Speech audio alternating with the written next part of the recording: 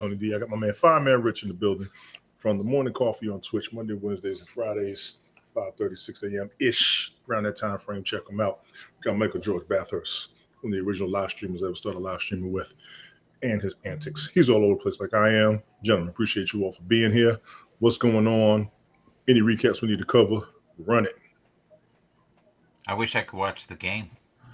Oh, I feel bad, like I thought this was a professional production. We could just watch it right on the background there, man.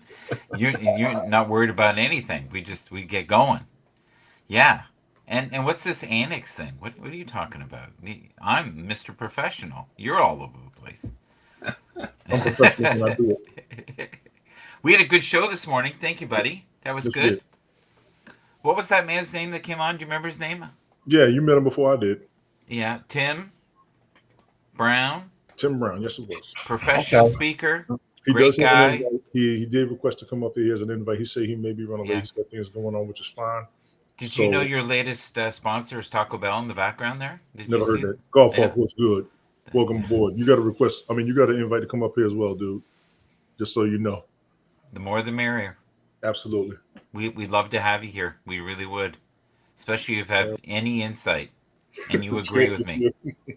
The champ is here. He won the league last season, so he is the champ. He's correct. Oh, good for him. He is correct. Is he camera shy? I've never seen him come up, so I'm gonna say yes. I've never seen him. Oh, He okay. is a follower of Nonsense Nonsense podcast. I met him over there. He Mhm. joined the league out of respect and appreciation, and I do thank him for that. Interesting. So the ad that Tony had on Twitch, was it Taco Bell? I saw Taco Bell on the screen. I had an ad for real. Fireman Rich. No, that's my broadcast. I'm simulcasting to my So broadcast. you're promoting Taco Bell. If anybody should promote Taco Bell, it should be Tony D. Like he probably keeps them in business. I could promote. at That's least, up to Twitch as far as the ads and stuff like that. I could so. promote at least 20 different. Hey, Des. Hi, Tony. Yes, So nice. Des. Hey, Des. Des. Thank you for food. I saw on Heckler. And just to give you an update on the game, Kansas City just scored again, so it's 14-0 with 2 minutes and 31 seconds left in the game. Right. So what's going on there? I thought Tyreek was gonna fire up the field and show everybody his dominance and make everybody quiver in their boots, and it would be. He was The talking game like is- that. He was The talking game like is a that. tough game. It's going back, but Kansas City is, from what I've seen in the first half so far, they're going back and forth. Yeah. There's tough defense on both ends, but Kansas City has a slight edge. They went down right at the beginning of the game, less than 3 minutes. They got a touchdown, so I think they're establishing themselves. Yeah. For those that don't know, Are we killing flies? no, Rich got some work going on in the background. It is all good. I'm not gonna mess with anybody's life. Des says she's watching the game as well. And you're in Kansas. That's what I'm talking about. Yeah, it's on the NFL Network. I don't have NFL Network. NFL Network, I got to tell y'all something. Tell me. I don't know how we got to pay that much a month, and we don't get that many games up there. That would be a personal grade from me. I actually had it before and was looking forward to games. You did have Thursday Night Football. I gave you that. But there were no other NFL games. It's a lot of NFL talk, and I'm not mad at you for that. But for me, we get enough sports talk from ESPN. Mm-hmm. I'm looking for the games. If you get a network of the league, I'm looking for the games. But I have to understand the contracts. I have to understand the spreading of the wealth, and I have to understand making sure that you expand everything that you have. Right. For the love of God. If you're going to have a network, show the games. There in the chat, Des says she added the NFL Network just for the Chiefs game. There is a true fan right there. Yeah. Kansas City's out for retribution after them. Oh, absolutely. You already know this. They're trying to get back to the Super Bowl. Hands down. Hands down. Gentlemen, last week, any recaps we need to cover? Go for it. What do you want to do, Rich? Oh, my God.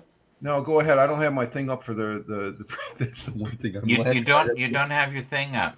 No, I don't have my my notes up for last. What was your favorite? What was your favorite game last week? Probably the Bills. Bills won. as far as that goes. There was some good football. It was sort of I think it's just like today. The games are going to be flat at the 1 o'clock. We have the game that's going on right now. It's high end, and then we got the Dallas. Last week was like that. There was, last evening there or last week the evening game Pittsburgh. No, that was Thursday. But did Pittsburgh play Sunday night? I can't remember. I gotta have the list up here. But can I mention a game? Yeah, go ahead. Is that okay? No, I just didn't want to be rude because No. You're good. I have a tendency to be rude, so I didn't want to be rude. Okay. I don't know where that's coming from, Mike. I never expect. I don't know. Well, it's not us. We used to talk about the Jaguars, and a lot of people were, not too certain on the Jaguars. I don't know why. They just felt like maybe they were stale at the beginning. I think he was injured. What do you guys think at the beginning? But last week they beat a great opponent, the Steelers, 20-10. Good call. Here's the other one that blew my mind last week, and I don't get it. The Eagles have a really rough time beating the Commanders. Mm-hmm. The Commanders have their number. Like it was 38-31. Like Looney. Okay. Yeah, that's right. Pittsburgh did lose last week. Thank you for reminding me. Like that was a big game right there. And Philadelphia, I don't know. Maybe it's the NFC. I think that's an NFC thing, to be honest. But it's always close. It's always like the Commanders. Like certain teams have other teams' numbers. I really think for some reason the Chiefs seem to have Miami's number. Well, the Broncos last week, that was one game, I guess, to mention. I'm just looking at my notes. The Broncos beating the Chiefs last week, but they coughed the ball up 4 times, 2 interceptions from Mahomes, 2 fumbles, and that was the thing of the game. But the NFC has always been tough on each other as far as that goes. There's not a clear-cut winner per se. We had a show. We talked about the Steelers, how much we liked them. We talked about the schedule. We thought they would do well. But I went through a lot of heat earlier in this year about liking the Jaguars, and there was some references of me. I think your insight on the Jaguars is spot on now. It's just of course they do. But when I was on the crack pipe, you guys were saying, get away from the Jaguars. And I always said, look, I only smoke a little. That's all I said. Yeah, but go ahead, Tony. So, but how little is the question? Yes. It's like that old joke. I don't drink anymore, and I don't drink any less. No, your prediction was right. Mine was, I guess it was just beginning of the season. I don't have high hopes, but you had really high hopes for Jaguars, and they're playing good ball. They have potential. I think they're in the hunt to make the playoffs. The other team I had high hopes for, and there was a lot of blank stares, and some jokes about the coach, was a team, I think they're called the Lions from Detroit. Mm-hmm. And there were people who were like, Michael, you don't know anything about football. You're Canadian. I know that's the closest town. Now you want another show or what? Yeah. This is what people were saying in the comments to me in my own show. Oh, okay. Because I think we've been on the same page since day one on the season for the Lions, and so. Yeah, and a lot of people just didn't. They just didn't see it. Does anybody feel, including Tony, that we are just going to see the same final we saw last year? That's my original prediction, yes. Are the Panthers going to win more games now that they've won one game? I'll give them 5 games max this season. Well, who do you think is in the playoff picture right now, as far as that goes? Oh, I like that. Tony, the AFC. Who's your top 4 in the AFC right now to make it? And I can tell you what the experts are saying. Tell me what the experts say first. Kansas City, Miami, Buffalo, and Cincinnati. Buffalo, on the experts, they're down in 6, but the top 4 would be Chiefs, Dolphins, Jaguars, and Ravens right now. Steelers come in after that, Bills, and then Browns for the AFC. The Ravens are going to fall in the playoffs. They always do. They'll make the playoffs. This is making the playoffs as far as that goes. Making the playoffs, top 4. Clinching a playoff side, yeah.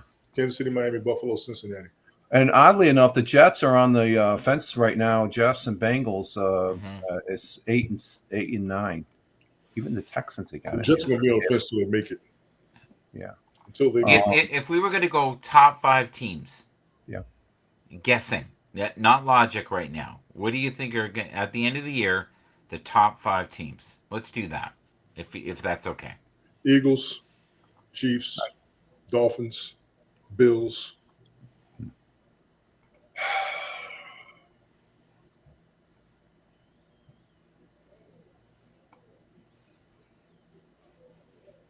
I don't Oh, see Kansas City anybody just else. scored again. Oh, wow, nice. I don't see anybody else NFC comfortable. I put Seattle up there. Yes, yeah, I put Seattle. Seattle. Well, they got Seattle in. Are they in the on the fence here? Where are they at? People are going to be on the fence with them for a minute. Yeah. No, Seahawks. They're on the NFC. They got Eagles, Lions, Seahawks, Falcons, Cowboys, and 49ers and Vikings for the first 7. Mm-hmm. So I would agree with everything. Dolphins. I think Dolphins are not. They'll make maybe a wild card because I think Chiefs are they're showing something today. Mhm. That they're and I think the Bills, depending on what the Bills, I got to back up the Bills because the big factor is the Bills. I think that Miami will make the playoffs. Right now, they have them ahead of the Bills. Just are down there in the lower part, but we'll see if they can change their woes like Kansas City because last week's loss to the Broncos, that was just a bad day in the office for Kansas City. I would feel, and they're just going to march on. Someone murdering your cat? No, that's the missus. She's doing a DIY project there as far as putting some trim up in the kitchen there. Okay, it honestly sounds like someone's torturing a cat. The here's what I think's coming down the pipe. I think the Chargers will do a little better at the end and maybe get a wild card spot. I am hoping that the Browns will somehow get a wild card because I would love to see them play in the, but that is defying logic. But this is like a hope, right? But if you're talking just logic, pure logic, and we're talking AFC right now, is that what we're doing? Okay, sorry. Dolphins, Bills, Chiefs, Chargers, Ravens, We have and then Captain Rehab. and then I would say, teams that could maybe take it all. And you guys are going to think I'm crazy. The Jaguars. I will bet against that right now. I understand it, but And I will bet against it right now. I'm not I convinced. think they have a better chance than the looniness that you hear about from the Cowboys all the time. Well, the Cowboys and the Ravens kind of in the same boat right now. They'll get real good, then something's gonna stop them. You know what? The Cowboys to me are the Bills this year. Sorry. Maybe. The Bills show up sometimes. That's the sad truth. If they really want it, and it all comes down to Josh Allen. Am I wrong or? It's more than Josh Allen. Okay. Who is I it will then? say that by now because it's the rest of the team.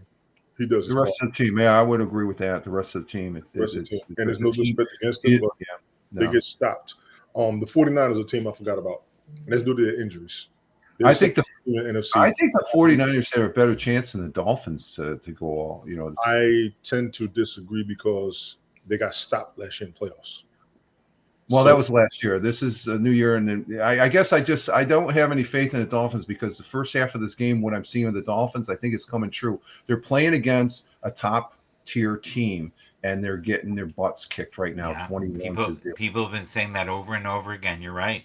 If they have anybody being exposed, is what you're telling me. Gotcha.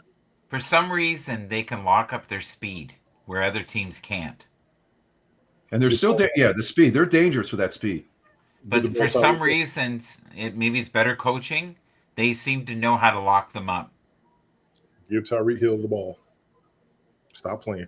Rich, you got your numbers from last week Yeah, I got those. Let me get it up here real quick. I had those on my earlier broadcast this morning. Dylan Fink is back. Dylan, how you doing?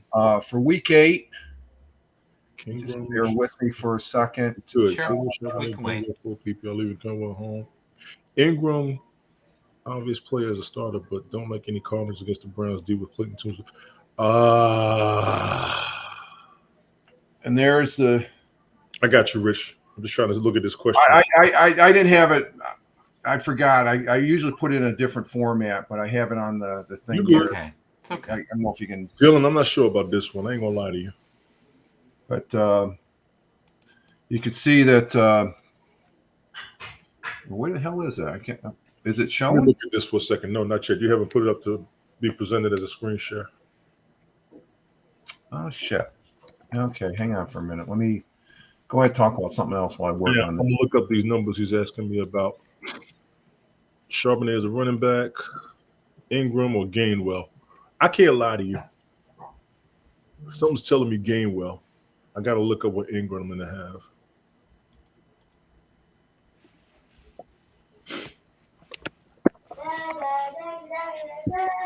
Yes. Mark Ingram. Now, this is what I thought it was. Mark Ingram has been around for me. He has not been putting up the numbers he's supposed to. Hang on, Mike. Stop taking over. I haven't done anything. I'm just putting it in the side there. I got you. I got to get off Mike. I haven't done anything. Dylan, let me go ahead and throw this out there. Someone's telling me to tell you take Gainwell over the others first. Charbonnet is the running back. If he's starting, take him. Ingram's been around for a minute. I don't trust him right now. I can't lie. I don't trust him right now.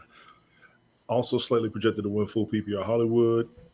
MT or Downs like Mike T. Rehab, shut up. Like MT, Floor, Downs, I love, but injury still playing. I feel like Indy can win.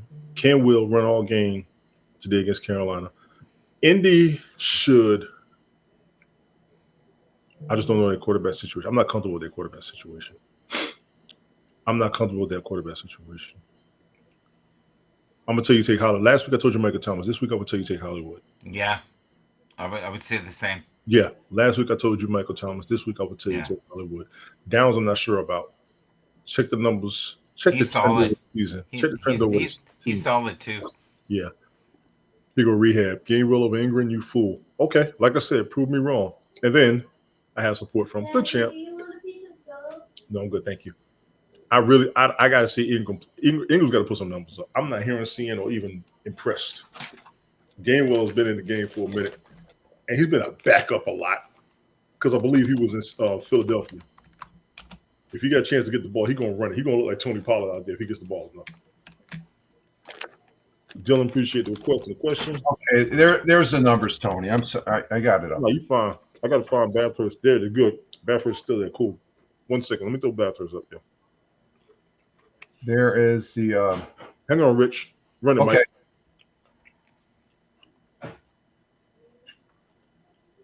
Mike. You have to play the video. No, you got to play it. You got it. Oh, I have to hit it, not you? Yeah. Mm-hmm. Oh, really? Okay. I'm sorry, guys. I'm just learning here. Yeah, you're good. Okay, here you go. So, Steph, what did you make of the Leonard Fournette signing, and just what are your impressions of him so far? It's only day 2. I kind of had an existing relationship with L, so I know how good of a player he is. I know how hard he works, and I know what he brings to this football team, so it's exciting to have him. Definitely going to be another great addition to our offense, and so it's something exciting. More so, he's a good teammate. He's fun to be around.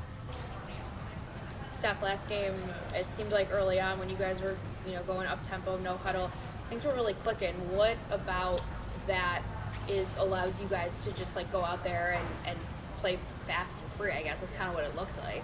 Yeah, I feel like we got a lot of guys on offense, smart guys, smart players that can move around, be in different spots, and being out there, we kind of figure it out as we're out there. Not too much anxiety, not too much thinking, more so just playing fast and playing what you see.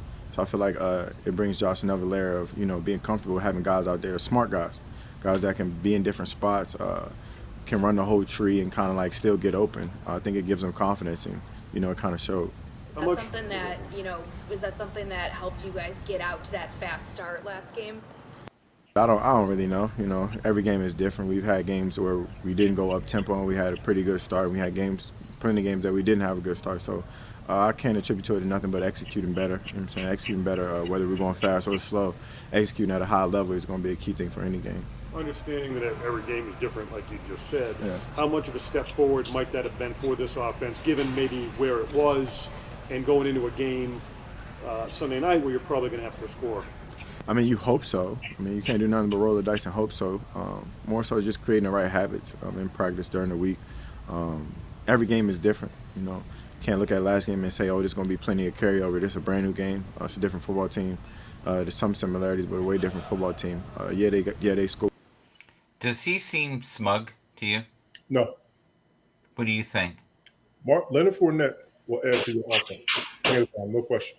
No, he seems pretty composed, but compared to what I've seen him on the sideline, when he's on the sideline and he doesn't get his way, his nonverbal and stuff like that, I think he's very composed, and he's doing a really good interview right now after the game. So it's a great interview, honestly.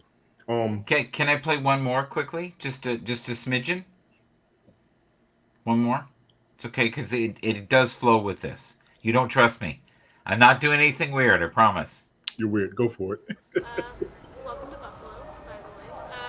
When did you find out, that this might be happening? You might be getting traded. What's today? Thursday. Trade deadline was Tuesday, so probably like Tuesday, like three something. Yeah. What was your reaction? My initial reaction at first, cause Goody called me at first, I thought it was like a joke. For me, cause he ain't say too much. He just was like, "We're trading you," and then like it was over. The conversation was over. I just hung up. You know what I mean? And then like I'm sitting there, and then like Mark Murphy called me, and like he got a voice that's like, it's him. So I'm like, "Oh, nah, this ain't no joke." He was like, "Yeah, we're trading you to the Bills." He was like, "Man, I just want to say I appreciate you. Thank you for everything." And I just like, "Oh, okay." He was like, "Man, just come up here, see everybody real quick before you go." So. And finding out was Buffalo specifically, like your reaction, was that a good team to go to? Like I mean, we were 2-5, so this definitely was a winning team. So. What was that like? I read what your comments from after Sunday's game. You were down on yourself, and you were trying to, inspire the team, to come, inspiring a turnaround. Yeah. How does it go from going from there to now being here and you're 5-3? I mean, I was just trying to lead them boys out there. But coming here, it's a good locker room, and they got leaders. So I don't think I have to do that job here. I don't think that's my role here, but Is it me or is he very sad that he left? So let me get this straight. What are these two interviews concerning? He's the latest acquisition that the Bills have got, and everybody is so excited to have him. Okay. And they feel that he is the missing piece they need to win the Super Bowl. He is one of the pieces they need. I like what he said as far as he said, I'm here to make, well, in the title, it says he's here to make plays. And he's not there to be a leader. He's there as a player, so he knows his place compared to what we've talked about before. He's going to be a team player being dropped from the Kansas City team. He's going to be a team player. That's all there is to it. Yeah, I'm good with that. It reminds me a lot of when I first came on the show, right? You feel like the outsider. No one's really welcoming you. Everything's being questioned. But the vast majority know that you should be there. And I just wanted to share that. Thank you. And that's why he went to the Dolphins. Okay, where do you want to go now? You don't want to see the rest of that. I wanted to show that. And I know you won't be in trouble watching these things. Okay, last week, week 8, you can see that our good friend Ted Hicks, he moved right up. CBS moving up. Tony dropped a little bit, but that you look at the first two they're tied at 11-5, but then the next 4, Tony, Brian, Michael, and myself, 10-6. So we had a good week last week. I thought I was going to do this good again because the afternoon games I sucked, and then the 4:00 games and going to the evening game I picked up. And Tim Fan he faltered a little bit, but the overall scores as far as that goes, we don't have Michael yet because we only have like 3 weeks worth of data, and I haven't plugged him in yet. You can see I'm still at first, which I'm still surprised. Where you should be. Well, it's a luck of the thing as far as that goes. CBS, they're the experts as far as this guy. Um, he had a bad week here 2 weeks ago, and then Tony faltered a little bit, but Ted's moving up the ladder. But this particular slide, and if you calculate the year wins and losses also, Michael, everybody's above 500 on their picks, which I'm surprised with that. That's for me. If you're above 500, you're doing good with your picks. But that's sad. Think about that. Like, if you're a professional, this is what we did 24/7. I want to be more accurate than 500%. But in sports, Michael, even if you go to baseball, they want to be in baseball. It's a benchmark to where they want to be at 500 at the break of this the All-Star break, because it means the second half of the season. And I think that's what I look at in football. If a team at the halfway point is above 500, and you look at the teams that we just talked about making to the playoffs and maybe the potential Super Bowl, it's going to be teams that are above 500, unless you get the flukes like the Giants did years back. They were in the bottom of the basement and they ran the table.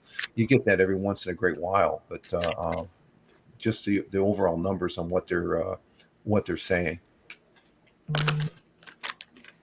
We haven't addressed at all the Rams on this show, and I think we should, with all the changes. And do you think this is gonna lead them down to the path of something better? You know, he's gonna get paid for another 4 years. Who? The head coach. Yeah, he's young. He got a Super Bowl. Can you imagine getting fired in your first year and you still get paid for 4 after that? That sounds pretty darn good. But he's young and he's got a Super Bowl. He's going to be there. It's all set up for him to be there. Give him at least, I think he's going to get at least a decade with that franchise. Yeah.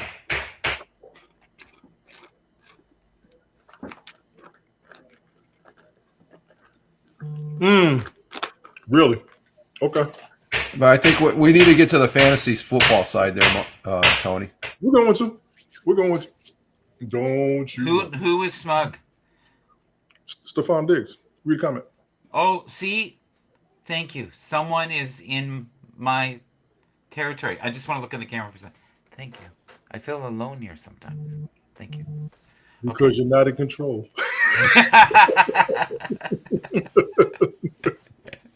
Because you're not he seems smug to me all the time. You was making that point.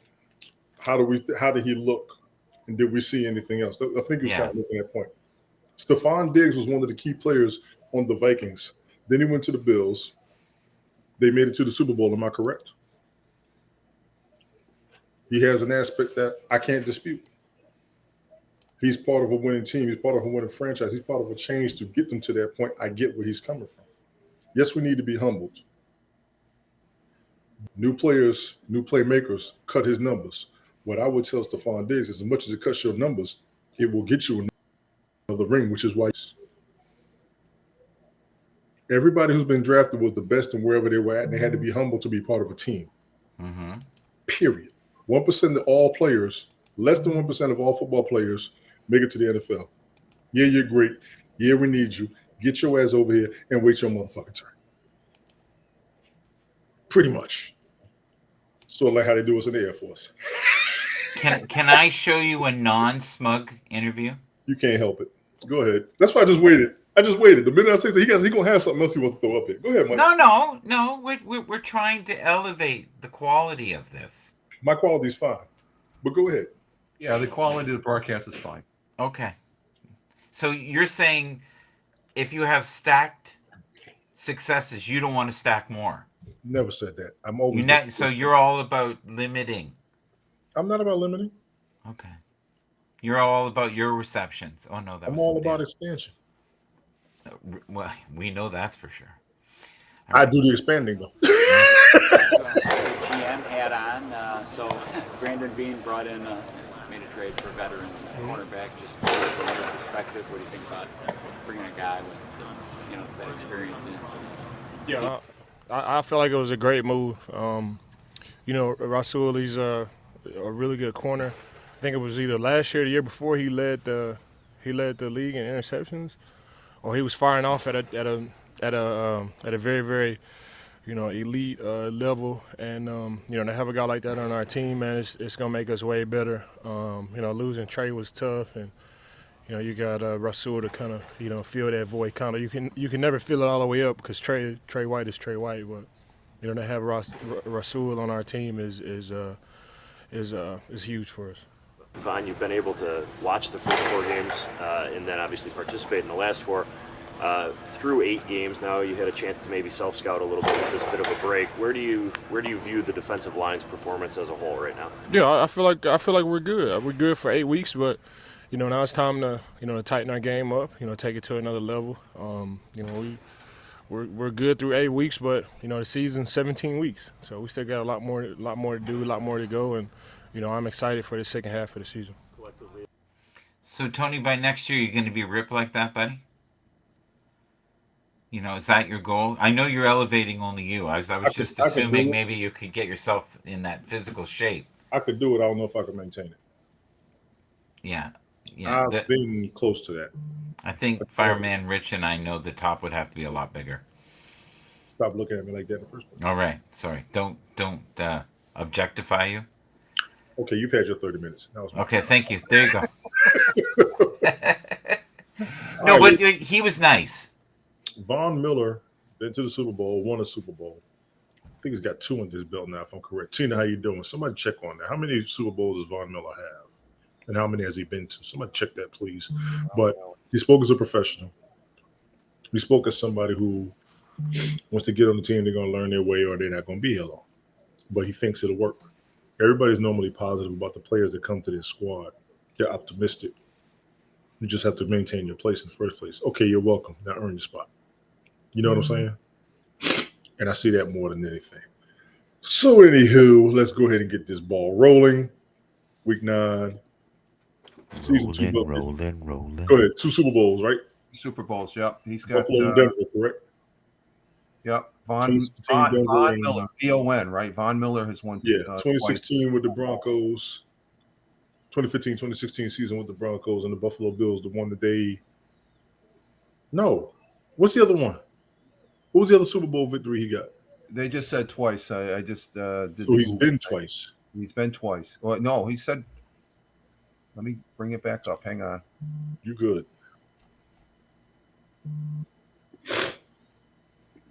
Von Miller's number of Super Bowls is twice. He's been to 2 Super Bowls. No, how many Super Bowls has Von Miller won? And it was twice. He won. He was in two winning Super Bowls. The Broncos and who? Let's see. What NFL teams did he play for? It was the Broncos.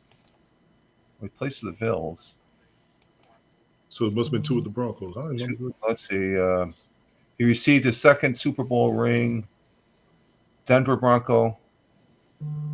So maybe. Broncos won twice, so it was both. Yeah, he got 2 with the Broncos. There it is. Yeah. Gotcha. All right, let's get this ball rolling. Quarterbacks, Week 9, 2023 season, of course, NFL.com. Season 2 of Bill Kids Fantasy Football League. We're going to get this thing going before Mike finds another clip. Rolling. Start him. Joe Burrow over the Bills. What are we going to say? Oh, you got to play him. Play him. He's playing. Yeah, that's a premier.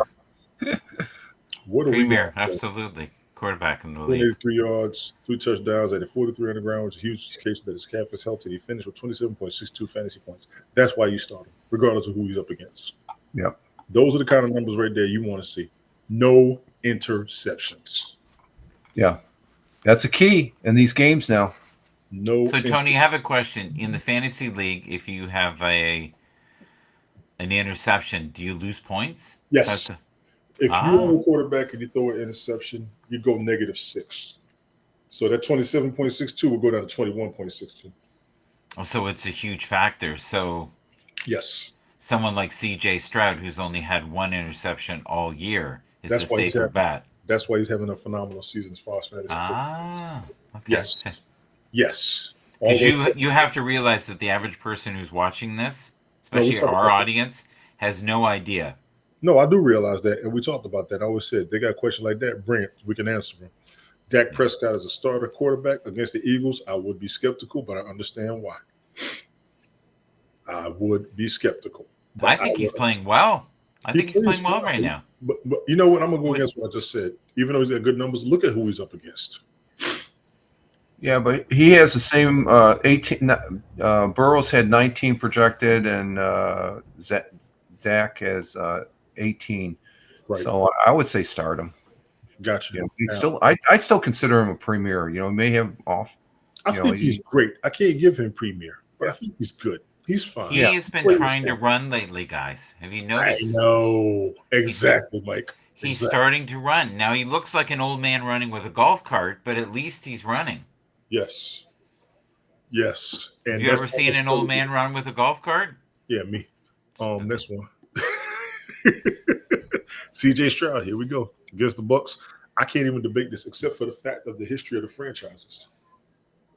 The Texans are not historically known for beating the Bucks. Somebody check me on that, please. I think he's Rookie of the Year so far. Absolutely.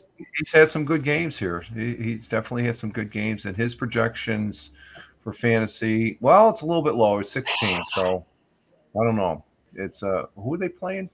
The Bucks. They're playing Bucks. Yeah, Baker Mayfield. Yeah, Love well, him. the Bucks defense, they probably have a good. Yeah, the defense in the Bucks is pretty good. So, I'd start him. Ooh, wait! I got to pause for this. Okay. Stefan's a great player. That's not up for discussion. I want to be clear. He's a low budget TO, but just like him without a Super Bowl ring, I take. You want the Bills to win the Super Bowl? Hey, yo, Golf Hall, I ain't gonna lie. A low budget TO. Wow. Low budget. Speaking of low budget, I think I hear Mike and Ike's or Red No, Hot you don't. Tamales No, or you don't. No, you don't. I hear candy. I know you, man. No, these are wipes. No candy. I'm not going to say low budget Golf Hawk. I will give you the TO similarity, except for the low budget. Stephon Diggs was a monster with the Vikings. He was what Justin Jefferson is today. He went to Buffalo, which I thought was bananas, but it was going to help them. Him going to Buffalo took Minnesota out of a Super Bowl race, if you ask me, because he was just that good of a receiver. The numbers might not show that as a team, but him as a player, he was going to be something serious. So I would take the low. He's similar to T.O. I agree with that. The low budget part, T.O. made it to the Super Bowl. Did he make it twice? I think he went. Did he go with San Francisco? Not sure, Tony. Not sure. But the Bills are trying to fill some of the holes and having it where they're not, depending on three weapons. My man Tim has made it in the building. Tim, welcome aboard, sir. Welcome aboard. Welcome aboard. Thank you. Give me 1 second. I got to look at something real quick. Okay, he only got one Super Bowl. So T only has one Super Bowl. He was in the playoffs with him 1 year. Ladies and gentlemen, This is my man Simply Tim TV. I met him on Twitter Space last year. He talked to Mike and requested to come on the show after watching the episode last week. I thank you, sir. Absolutely. Nice to meet you, Tim. Thank you for being so brave. We appreciate your bravery. Jesus. The way I try to run this, man, I run through the positions, look at the narrative, and then we try to kind of go for hours and let everybody judge themselves. Right now, we're on quarterbacks. We actually just started because Mike had a lot of input he wanted to put in to help elevate the broadcast, seeing that he saw some changes that would help advance and expand our audience, to which I'm grateful. But honestly, come say hi. Come say hi. Right now, we're on quarterbacks. They're recommending. Hi, Jason. Say hi. Say good morning. Huh? I know, but you up in here while I'm talking to people. You know that, right? Just okay. Go get yourself cleaned up. You're good. The co-host is in the house. It looks like it. Tim, was there anything we said that you disagreed with, or something you wanted to chime in on, or you're just pacing yourself? I will catch up. So I missed what you said a moment ago. So I will wait and jump in once I. You haven't missed much. CJ Stroud is recommended as a quarterback versus the Buccaneers in fantasy football. If you play fantasy, are you familiar with fantasy football at all? I think I probably have been in the league for about 17 years. Okay. Oh, okay. So Oh no, he's so then you a know. veteran. Yes. Veteran. See, He's good. he's like a He's pool ready. shark. He's ready. So what do you think Yeah, about this it's like prediction? I ain't never played this game. What are you talking about? CJ Stroud, I think he can do well against the Buccaneers. You know, he's very poised, and I love his accuracy as well. And what I realize is that when you look at the matchups, they give you the ratings on who's a good matchup versus who isn't. It doesn't really matter in many cases because just like the movie said years ago, any given Sunday, and you never know what can happen. And I Exactly, believe Chuck. great players tend to show Yep. up when it's time to perform. And even though he's still a rookie, I think CJ Stroud has the goods to do some great things. So I would be comfortable with CJ Stroud playing and starting against the Buccaneers Tim, on the my team. question came up here before. Do you think he's up on the level for rookie of the year? It's possible. It's possible. He could be definitely in the top 5 people, top 3 to 5 players that could hit that list for rookie of the year. Tim, who would your 3 be? My 3, I will have to Puka Nakua could potentially be one.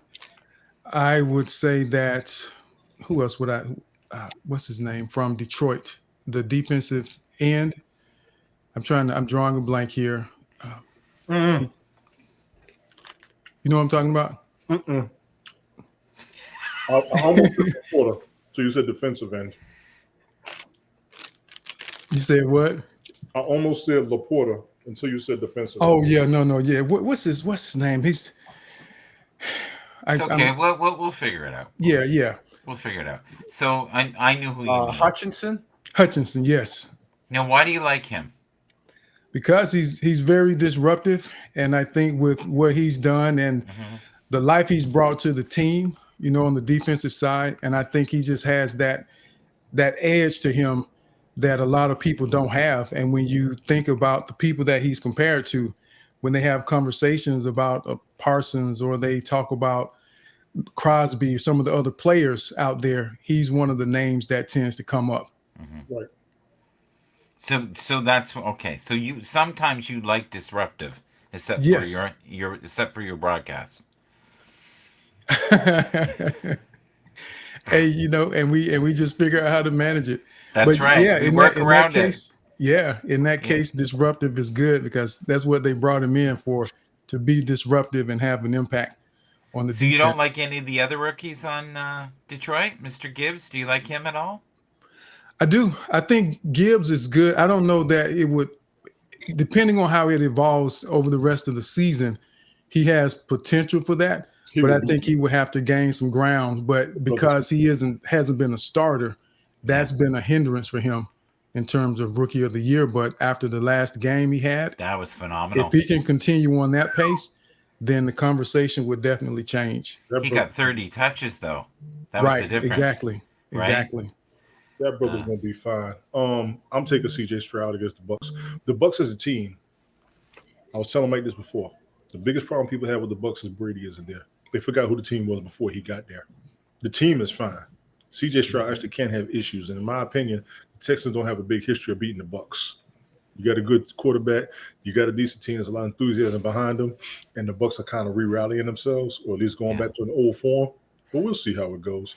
Sam Howell, the Commanders at the Patriots. I'm gonna let y'all have this one. Oh, he's listen, he has great numbers. I heard, I saw last week. He has great numbers. He just ends up on his ass a lot because he has. No, they do. I don't know how these guys keep getting up. They get hit and over. He's projected for 17, so his average is 17 isn't bad. Now, those are low numbers for a quarterback in fantasy football, but that isn't bad at all. Yeah, he's up there. He's in that. I would start him. So for those who don't understand, and this is what I was told through people through England, that we need to explain some things that you're saying. Go, Mike, go. Yeah, do that. Go, Michael. All the way from England, we do love you. All right. Here's the thing. If he gets sacked repeatedly, like he has been, is there a penalty in his scoring for getting sacked? Yes. Depending on your league settings. I should have told you this earlier too. Mm-hmm. Yeah. Standard on fantasy football. If a quarterback is intercepted, -6. If they get sacked, I think it's -1. It depends on how the commissioner sets it. Whatever fantasy football league you go to, NFL.com, ESPN, Yahoo, CBS Sports, whatever, the commissioner can set the points allowed or points taken away, and they're normally in the original narrative of the league settings or of how the league is going to be ran. Normally, every commissioner sends it out to all the players. Mm-hmm. I've been in multiple leagues, multiple platforms. I left this league standard on purpose so there won't be any confusion. So I could almost- Tim, give of me what one- he give me one just said second, Mike. there, Give me do one you second. believe even half of what he said? Give me a second, Mike. No, is that correct though? Is that the spread Why usually, are you or questioning me? I just told you the truth. Why am I lying to everybody all the time? I don't know why. Listen, you just basically told us that you were Tom Brady of this team, Okay. and like I get it. Here we go. I think the scoring does matter though, because there are some players that I'll have in the primary league that I'm in that I won't pick up in others. The main league that I'm in, they give credit for return yards. Yeah. And a lot of leagues don't. Yeah, But- every league has different setup for the Right. points and stuff like that. I mean, compared to I haven't played fantasy football in a long time. I understand the concept. It does change. You can have different settings and stuff. It's sort of like the difference between some of the things they do up in Canadian Football League we won't have in the NFL and Mhm. vice versa and stuff. But the leagues are set up differently. I remember when this is years back, Yahoo was very basic and stuff like that. Yes. It's evolved. Fantasy football has evolved to where Since when you get national years ago, he's shows on ESPN and NFL channel talking about fantasy football, there's an audience for that. Fireman Rich, here's the thing though we're not talking about. It generates millions and millions of dollars of revenue. It's about the money. Come on, let's be Yeah, real. I'm not disagreeing. No, I'm not disagreeing. There's money there, or else it wouldn't be on that ESPN. But it's evolved. I'm just stating the thing that what I've seen when I first, it was like, oh, okay, it was just an office thing. Now it's, I mean, it's across the country here, and then, like you said, there's people over and across the pond there that are interested. Just like we have a game going on in Berlin right now, where the current score is 21-0. And the home field, I mean, when they this game right here, it just goes to show how much football is expanding worldwide.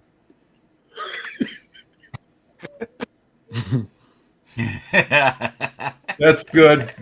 There's our yeah. See, this is part of the Haps family, by the way. For those So of you out see, there can watching, see- look at the league settings on the screen. Check the screen out; it will show you. Every league has these settings up there. And the So commissioner can Tony, change it. when are you going to be supported by one of these, gluttonate football leagues? When are they going to start paying you? I don't know. We need that to happen. I haven't asked. And then we had Taco Bell in the background earlier, and Oh, you yeah. didn't get a penny for that. No, they- That has nothing to do with NFL. That's all we Twitch be stuff. trying. Remember we talked about stirring the pot, Tim? Mixing apples and Right, oranges. right. There we go. There we go. All right, let me get Got back to the what I label. was doing. Lord have mercy. Let me get back to where I was. So are you repping the Panthers, Tony? Is that what that's about? No, I'm actually a Jets fan by birth, and I also follow the Cowboys and the Panthers. Gotcha. So I watch a couple of teams, honestly. Sam Howell over the Patriots. Yeah, y'all go ahead and go for it. Based on last week, especially. If you need a streamer, Will Levis of the Titans against the Steelers. Wasn't this game the other night? Yeah. Well, yes, it was Thursday. Yes, Thursday and night the, game. and the It was a- outcome was it was not a good good. game too. It was a good game. It was a good game. I did call What the was good Steelers. about it? There was no interceptions or fumbles the whole game until the last minute, Yes. and that's very rare in a game now. Yes. Do you know what I wanted? I wanted a replay of what he did before, where he had the 4 bionic throws and people went into the the end zone, and I wanted a whole bunch of people in the league to get fired because they didn't see the talent. I wanted him to score 6 touchdowns. I wanted him to run one in. That wasn't and turn around, give him the finger, and go, "Yeah, that wasn't aren't going you to happen. glad you didn't pick me?" I picked the Steelers. Titans actually did play a decent game. They kept it close. The game was a close game, and they almost came down to the wire for the most part. But Steelers took it. Sit them. They say sit Geno Smith against the Ravens. No, I kind of understand why. Why? I don't understand this as far Remember as we talked about the Ravens defense about 2 weeks ago? Tim, we need some logic here. We talked about the Ravens defense about 2 weeks ago. Listen, Tony, if he tells me this, I will believe it. If you tell me, I'll question it. I already know.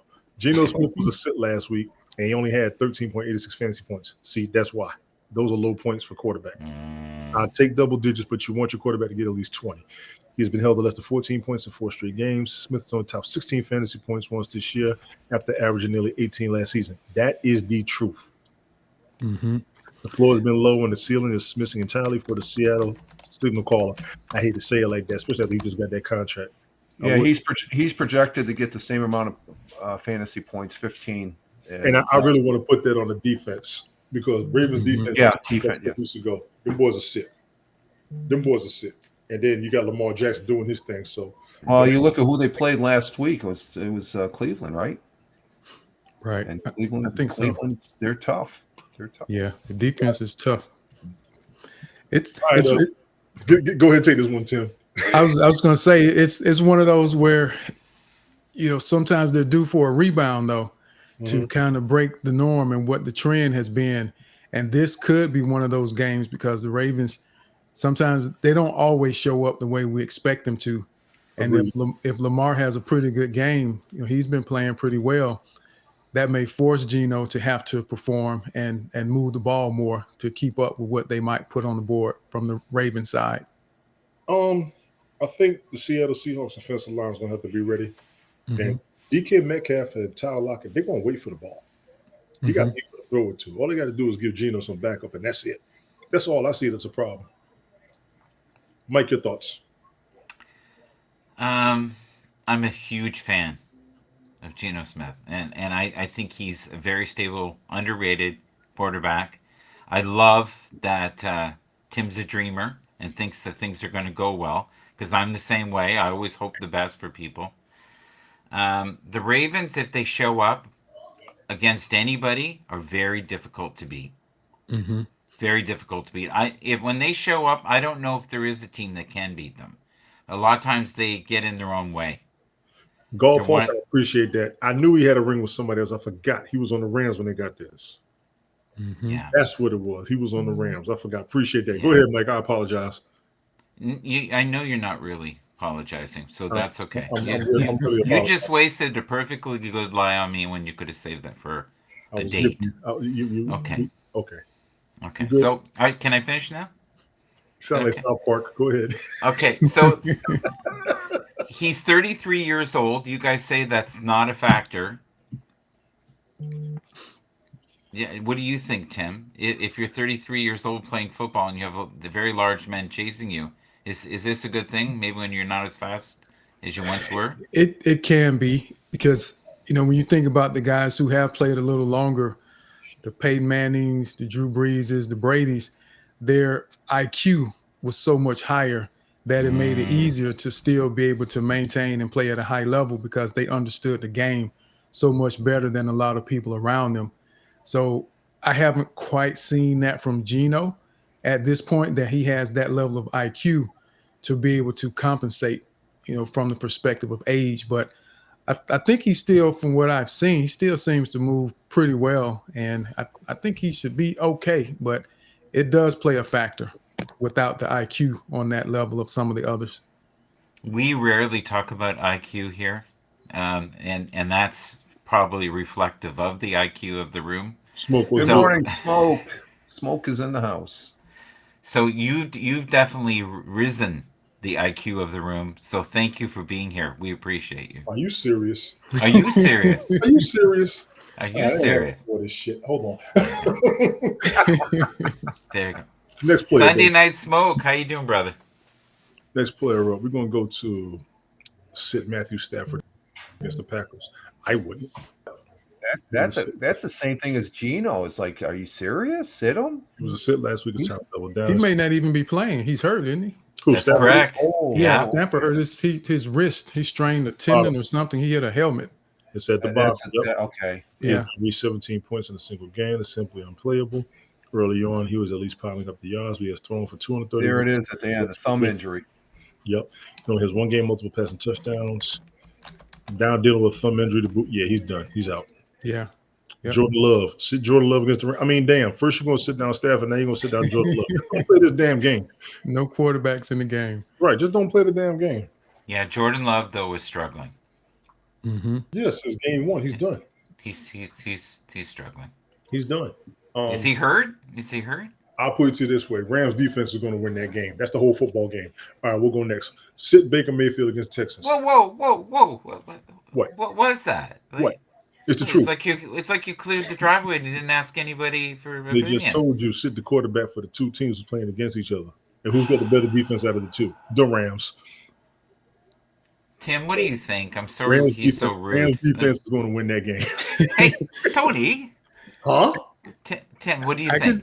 I can see that if the Rams defense does well and Matthew Stafford not playing, yes, and not really making a big contribution from the quarterback side with the Rams, it may be a low-scoring game. So that gives the Packers an opportunity to try and protect Jordan Love and run the ball a little more, which is going to definitely minimize his ability to put up big numbers unless he does it on the ground with his legs. Rich, what do you think, sir, before we get shoveled into another world? Well, it's one of those things. You're talking about the experience. Two of those little. We got some side comment here. She's awesome. You finished with your okay? She's having lunch now, so that's she's good. Awesome. That's the Mrs. Timms. You can usually hear her on the background of my broadcasts and stuff like that. Got it. But like Tim was saying, the experience and stuff like that, and the players that aren't playing anymore that Tim mentioned, they had the ultimate experience. I think some of these are. I think they're showing a new. Like I'm 65, and I could probably There's some people that are 10 years my younger. I can still outrun. So I think it's a player by player thing as far as and plus the game, like what was mentioned. Any given game, you could have something up. And incidentally, Miami just scored here, so it's 21-7 on the game over in Germany. But Jordan Love, yeah, I don't know. He's been a disappointment compared to the kid we talked about from Houston. There, Aaron Rodgers. I think if he was still up there, even being injured, he'd still be a contributing factor. He's a contributing factor with the Jets. I don't understand. I can see Matthew Stafford being out because of the injury. Injuries, that's an automatic. Geno Smith, I don't know. That's a question mark. I still think he can perform. The next one, Baker Mayfield. I don't know. He didn't impress me last week as much as the rest of the team on the Bucs. And I think he's still feeling it. This is his first year with the Bucs. I think next year he's going to probably be a little bit of a danger. So I agree with all the sit-ems except for Geno Smith right now. Gotcha. Tim, what do you think of Baker? He's a coin flip to me. You don't necessarily know what you're going to get from him. You know, if things go one way or the other, once the game begins, he tends to follow that flow.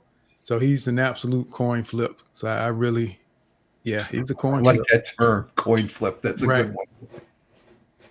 Would you consider Tony to be a coin flip?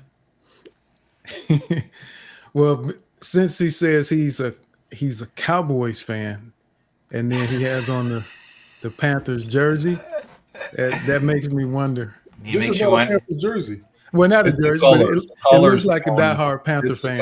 It does to me. It does. I can see that. Yeah, it's sharp though. It's a Nike shirt. It's not I like it though. It's a nice shirt. It's a Nike shirt. I bought it yes. So, Tony, what do you think about Baker?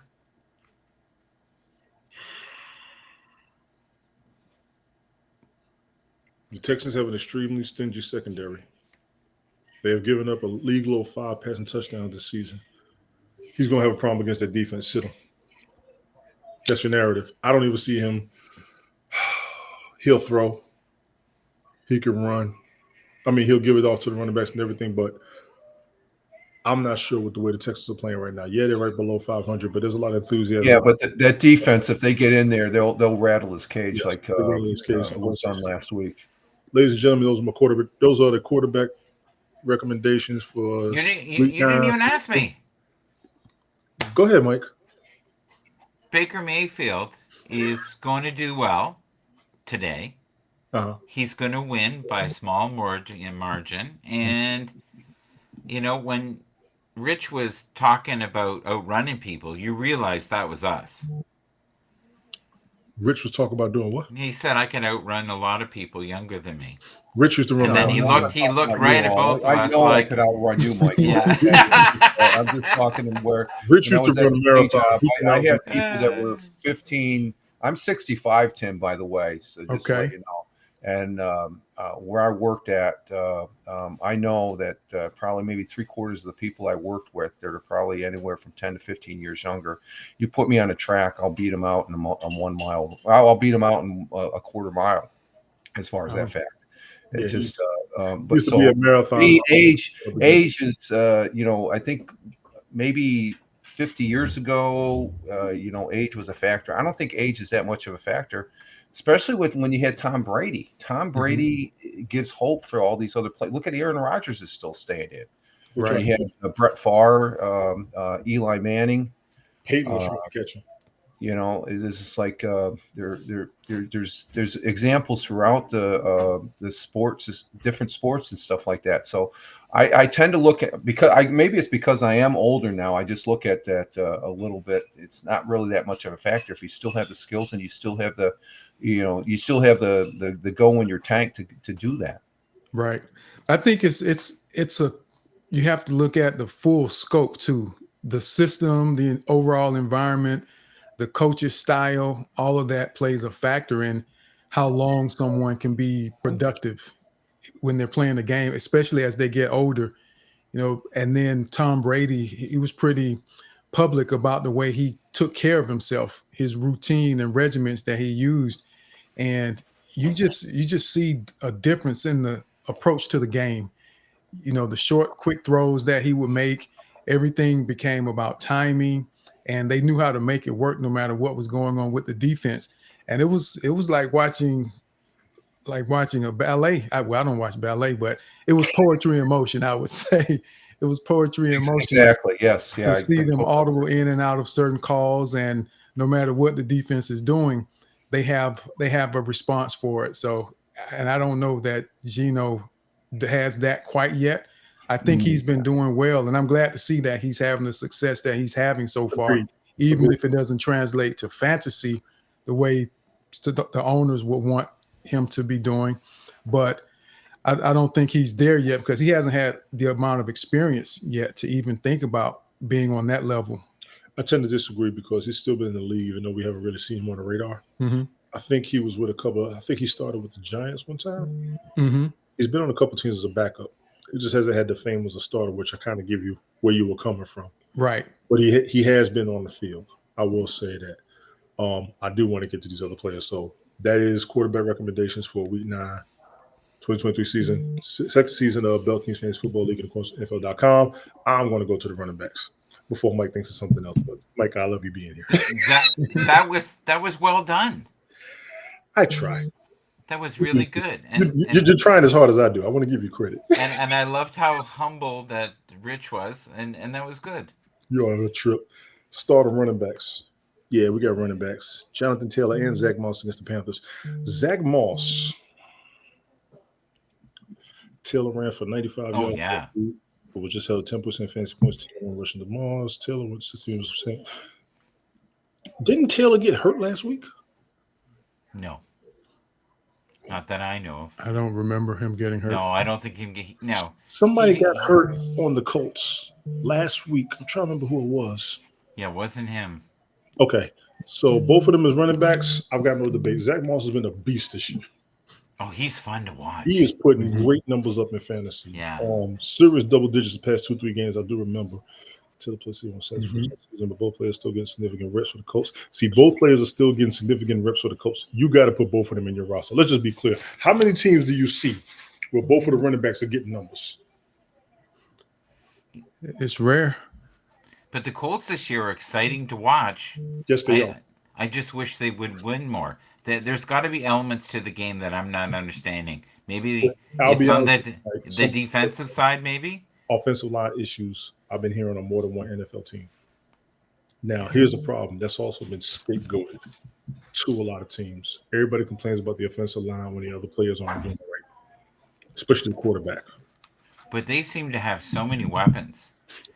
The Colts do, as many as others. But I think it's a testament when you see two of them to start them. They got that both is of them there. huge. I'm actually stunned by seeing this, and that statement is big. Yes. Here you go. I have not. I don't remember. Both running backs on the team being recommended together. You're welcome. Miami would be up there if A-Chain wasn't on IR. I give you that for this season. I'll give you Green Bay's running backs over the past couple seasons. But 2 running backs at the same time being recommended, that's pretty big about your team. And the Panthers are in shambles. I'm going to go ahead and say it. They're in shambles. Look at this. They got rid of everybody. You got a whole new team. They looking like the Jets did 2-3 seasons ago. I said it. Period. Start both of them. Josh Jacobs of the Raiders against the Giants. I got no debate against this. Go for yours, gentlemen. Yep. They're going against the Giants, so I would start them. No debate. What you think, Mike? I got no debate. No, I would start them. Yeah, I agree. I agree. There's very few teams I wouldn't start Josh Jacobs against. As far as the front defensive line, I'll give you that. Right. And he's still a monster. But mind you, he did have an injury a couple seasons ago that messed him up, and I will be careful with him as a player. I don't forget a lot of leg injuries on a lot of players because it could take him out for his whole season. I said that about Patrick Mahomes last season. I remember him hobbling and limping. I don't know how he played. Yeah, he was hobbling and limping during the Super Bowl. I'm not going to pick him this season because I could see him going down the same way Aaron Rodgers did, and he hasn't done it yet. I don't know what the hell they're doing with medical surgery over there.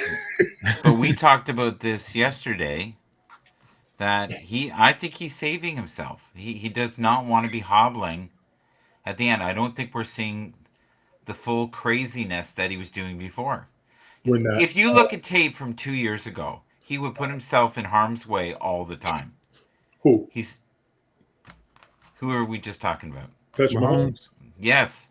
Yes, they all who was hobbling. Yeah, he was. He doesn't want to go through that again. He doesn't want to go through the painful rehab. Like, that is a brutal. They've all said that, yes. Brutal. Like, the average person would not be able to be on that field. They have all said that. I agree with that.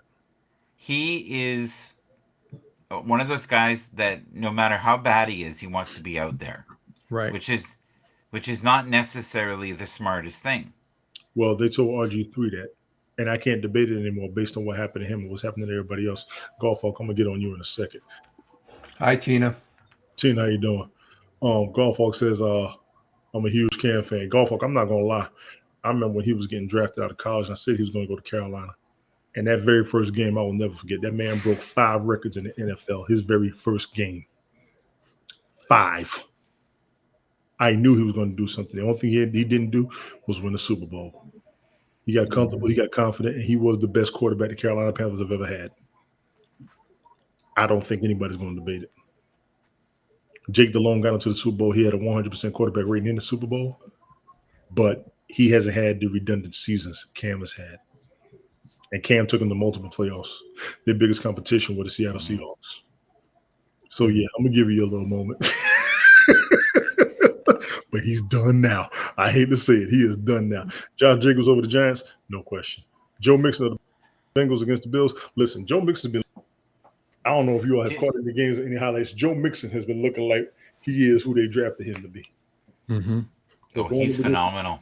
He's phenomenal. Against the Bills, we're going to have to look at this a little bit. Yeah, he's phenomenal. I saw a name up there, and it just triggered something into me, and I know it's going to piss you off that I'm jumping here, but Jimmy G, they're talking about benching him. Jimmy G? Yeah. They did bench him. They benched him last week. I think I mean for the rest of the season. that means he's about to get traded. Who gonna take him?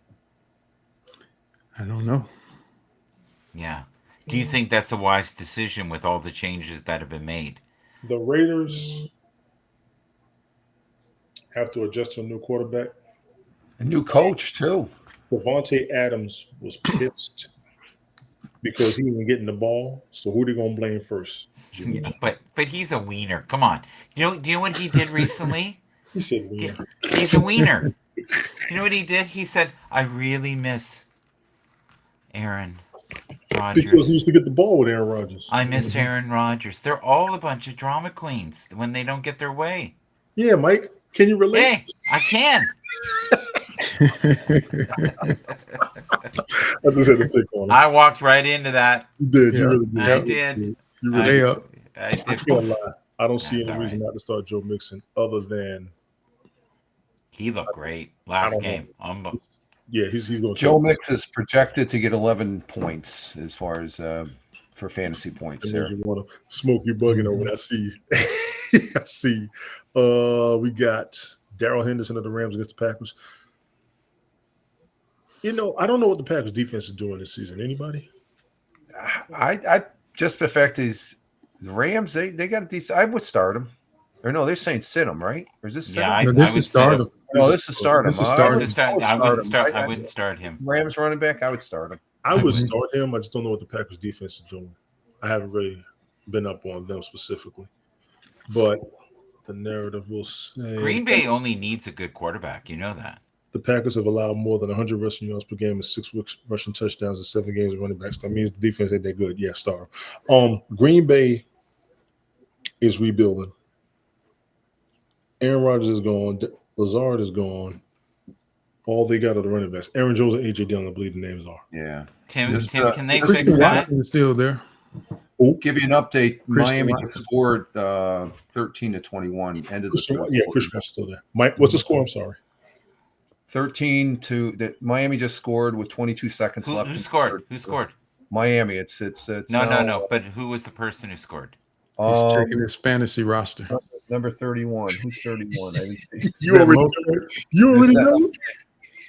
I don't know the players. I've said that before. It's just like I just know the teams and stuff. So whoever. Yeah, I think 31 is Mostert. Raheem Mostert. It is very Yeah. good. So it's Yes. 21 to 14 right For now. the 49ers. Former running back for the 49ers, right? Yes, he is. Yep.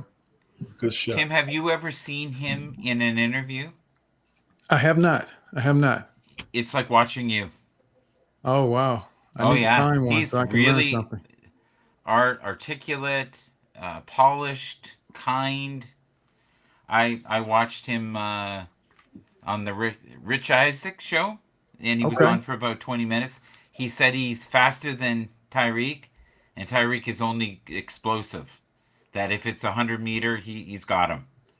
And Wow. that his little legs can't keep up with him. Love it. Well, All that's right, that's we'll go with interesting. Darrell Henderson against the Packers. Sorry, The deeper Tony. option, Chuba Hubbard for the Panthers against the Colts. I like Chuba Hubbard as running back. I have checked his numbers against the competition, but I've got nothing against this. Anybody? If I had another option, I would go with another option if I had it. Right. If you have. I've tried him. I've seen him in the past, had him on my watch list, and it has never panned out to where, you know what, let me pull the trigger. Well, let me hit the button. Yeah, he'll and get his add him numbers to my whether his team roster. wins or whether his team wins or loses, he will get his numbers. I tend to agree with that. Mm. I tend to agree with that. Sit him. Damian Pierce of the Texans against the Bucks. Okay. I agree. Yep. I would go with Singletary if I had to choose one of the two. Right. So with that, Rich, what do you think?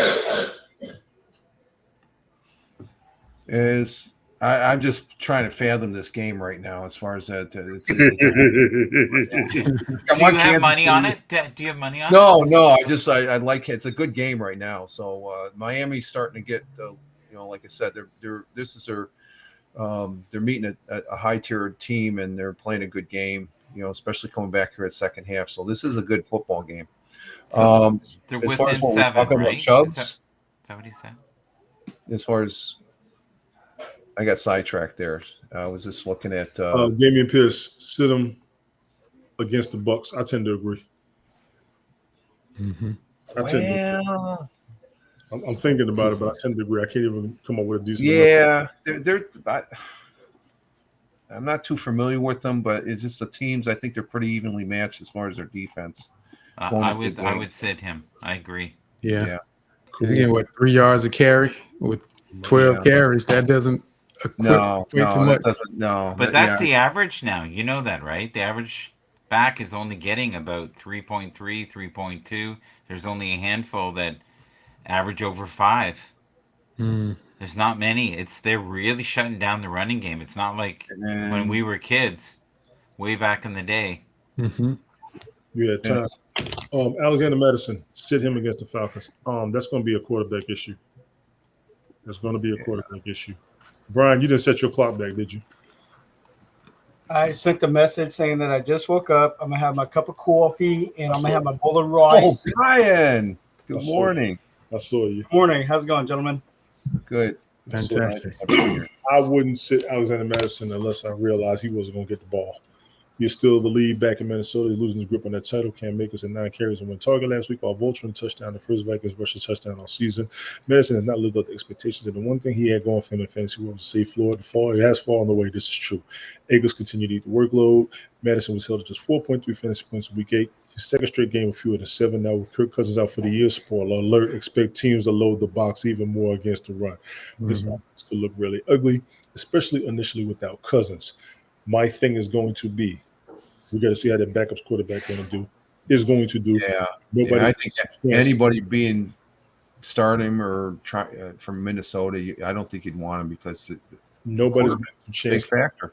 Brian, Simple Tim TV was a viewer requested to come on board. Brian is the original co-host of the show when I tried to start it. So, gentlemen, that's nice to meet you, Brian. Gotcha. I'd have to sit him. I hate to say it, but I have to sit him. But if he breaks out, I'm going to be mad at everybody. I was really thinking about it on Alexander Madison because on one of my ESPN leagues, like he's available, and I'm kind of thinking like, who can I drop? But then again, I have a lot of heavy hitters on my team too, so I'm at the point of damn if you do, damn kind of moment again. Right. I got you. Sit him. Bump it. Can I ask Brian a question? Go for it. Sure. Brian, is that a woman on your screensaver there? This one.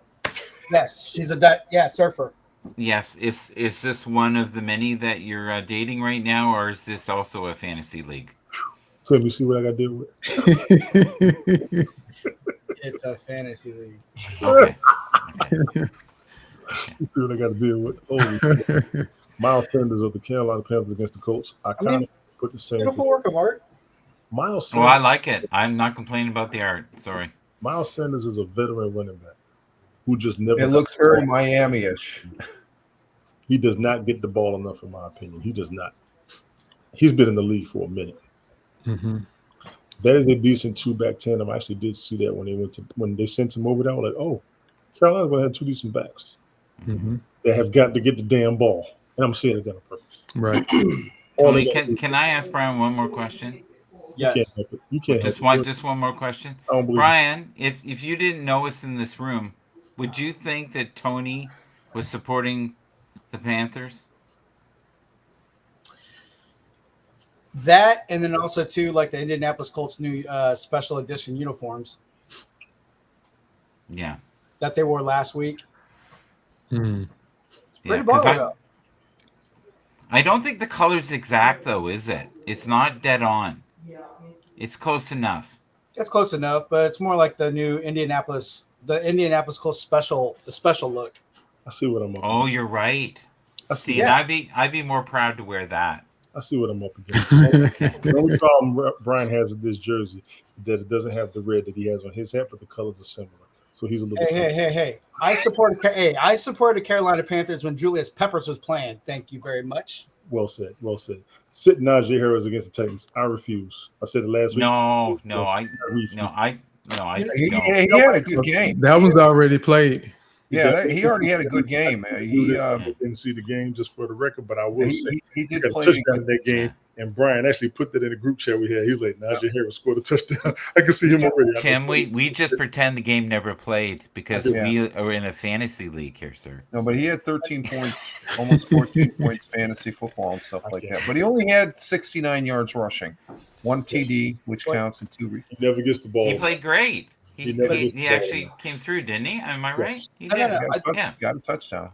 No. Tony, for like all of last season and all of this season, like Tony is so loyal. He bleeds Najee Harris. I don't bleed Najee Harris, but and Tim, you're going to meet this about me. I watch the draft. I will pick a rookie. Something about a rookie will stick out, and I'm gonna follow it. Right. Is this like a bro romance? No. Okay. It's just if I was to set up a dream roster and there were no limitations, who I would have. Let me introduce 10 to my roster. This season would have been Deshaun Watson, Geno Smith, Najee Harris, Tony Pollard, CeeDee Lamb, Devontae Smith, Jaden Waller. Wow. How dare you disrespect Jonathan Taylor? You can have him. I just know who I want. And this isn't anything against any other players. These are just the players that I would put on my team if I was to make a team. My defense would be the Jets, and my kicker would probably be Harrison Butker. That would be my roster for this season if I had no restrictions whatsoever. Okay. And I will let that team run the whole season and see how I will go against everybody else. We can always make our picks and be stuck with who's left after the draft. But if I had to make my own team without having to face anybody else, those are the players I would take off the board. Is Tony breaking up for you guys too a little bit? Am I seeing the same? I'm hearing him. No, I meant the picture, like all that movement of the arms. Yeah, I think it's the background. I think it is too. Yeah, that's what it is. It happens. That's fine. I'm good with that. Who else we got next? That's it. Running backs. Week 9, 2023 season, of course, NFL.com. We are now headed toward the wide receivers. Jason, say hi. I don't want to. You don't want to? Then why you get in the camera? I just want to be next to you. Oh. He just wants to see what's happening. Hi, buddy. Silver hair guy. Remember silver hair guy? No, okay. So, Tony, why don't you tell the audience how old your oldest son is? Why? Why not? Because he's 22. He doesn't want to be up here.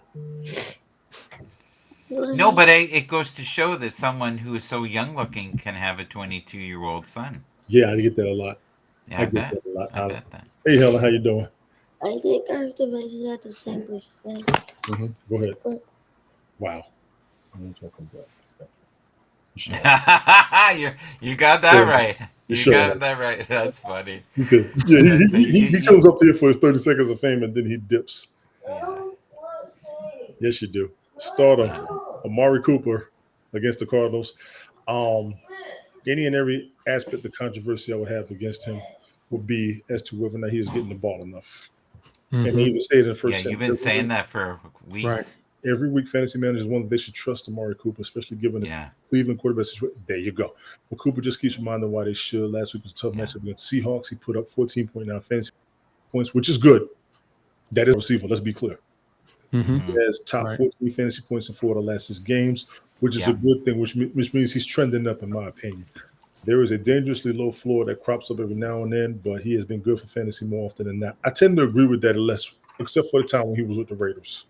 He didn't get the numbers we thought he was going to get after coming out of college in Alabama. Now he gets the Cardinals, who have allowed the 4th most yards and 11th most fantasy points per game for wide receivers. They also run zone coverage 78% of the time, and Cooper's by far the most productive Browns receiver against the zone. Hell, I ain't know that. He's the most productive receiver. Start him again this week. Gentlemen, your thoughts? Yeah, I would start Cooper against anyone myself, as long as, if the quarterback is playing at least halfway decent, because I don't see anyone really just stopping him, because Cooper's good. He's a great receiver, I think. Brian? Yeah, I mean, if you keep it simple, short passes, a few slants here and there. And plus, being the experienced veteran that he is, yeah, I started. Have you watched any of his routes run, Tony? Have you watched him run routes? I remember Amari Cooper when he was in college. I don't have any questions. And I'm going to Okay. say that on purpose because he was a beast in Alabama. Yeah. He got hurt in Oakland, or when he was at Oakland, he hasn't been the same since. Mhm. He got to Dallas and was coming back for a second. But he's at Cleveland. He should be good. I think he's back to his old form with some age, which still isn't bad to me because he would still get the ball. He would still run. I Mhm. saw when he was in Dallas. It's a matter of what he's going to get done with this team. I'm right now looking at the coaching staff, okay, for the Colts. How Mhm. many coaches do you think there are? And assistant, like all combined, assistant coaches. 10. Okay, is that your guess? Who else? I think 12. Okay, anybody else? Yeah. Let's see. I would say 10. Go with that. Yeah. I guess 10 to 12. With assistants, over 20. That's crazy. That is The actual crazy. retail price. That's That's crazy. That's a lot of money. Maybe it's not. You know, maybe what they're paying one coach, they're because they do pay some coaches insane money. You know that. Yeah, that's a good point. Good point. Only to let them go. I think they probably would make at least anywhere between 90 to 110,000 a year, being somewhere on the coaching staff. Are you? I'm you just include shocked. analysts as well, Michael? What's that? Are you including analysts as well in that? No. No. I'm going to show it Scouts. if I'm allowed to have some control. Can I just share this page, sir? Tony D, just for a moment. What you got? I've got the coaching staff of the Colts, so they can see The Colts or the Browns? Colts. Okay, We were go just talking about Is that okay? Go ahead. You have to okay it here. Now just scroll, or you want me to scroll? Sorry. You got to scroll. I'll bring it up, but you control your side. You control Now watch your this, okay? Head, coordinators, assistants. Is that not insane? You know what? Come up a little bit. Head coach, offense. Wait. Come back down. Come back down. Offense, defense, special teams. Right. Executive. No, defensive, offensive. Yeah, right. Offensive quality control. Whoa. Come back down a little bit. Strength, assistant special. Head strength. Assistant to the head coach. Effective quality control. Director sports. Wow. Yeah, that's a lot. That's a lot. That's a lot, right? That's Am a I lot. not? And I'm looking Yeah. at this. Reggie Wayne? Oh shit! Of What? course, that's his squad. That's his squad. That's his squad. Reggie Wayne. Oh man. Oh That's man. his squad. Dude, I'm not doing this with you, Golf Hawk. Now you're going too far. I want you to keep people off of your ceiling. Keep the posters off your ceiling. How about that? I mean, look at that. I mean, yeah, like Reggie Wayne for the wide receivers, rightfully so. And then let's see, Tony Sperano Jr. He was a decent player. And let's see who we got. Richard Smith, do not know. DeAndre Smith. Wasn't he like a defensive player? I'm not sure. He's running backs.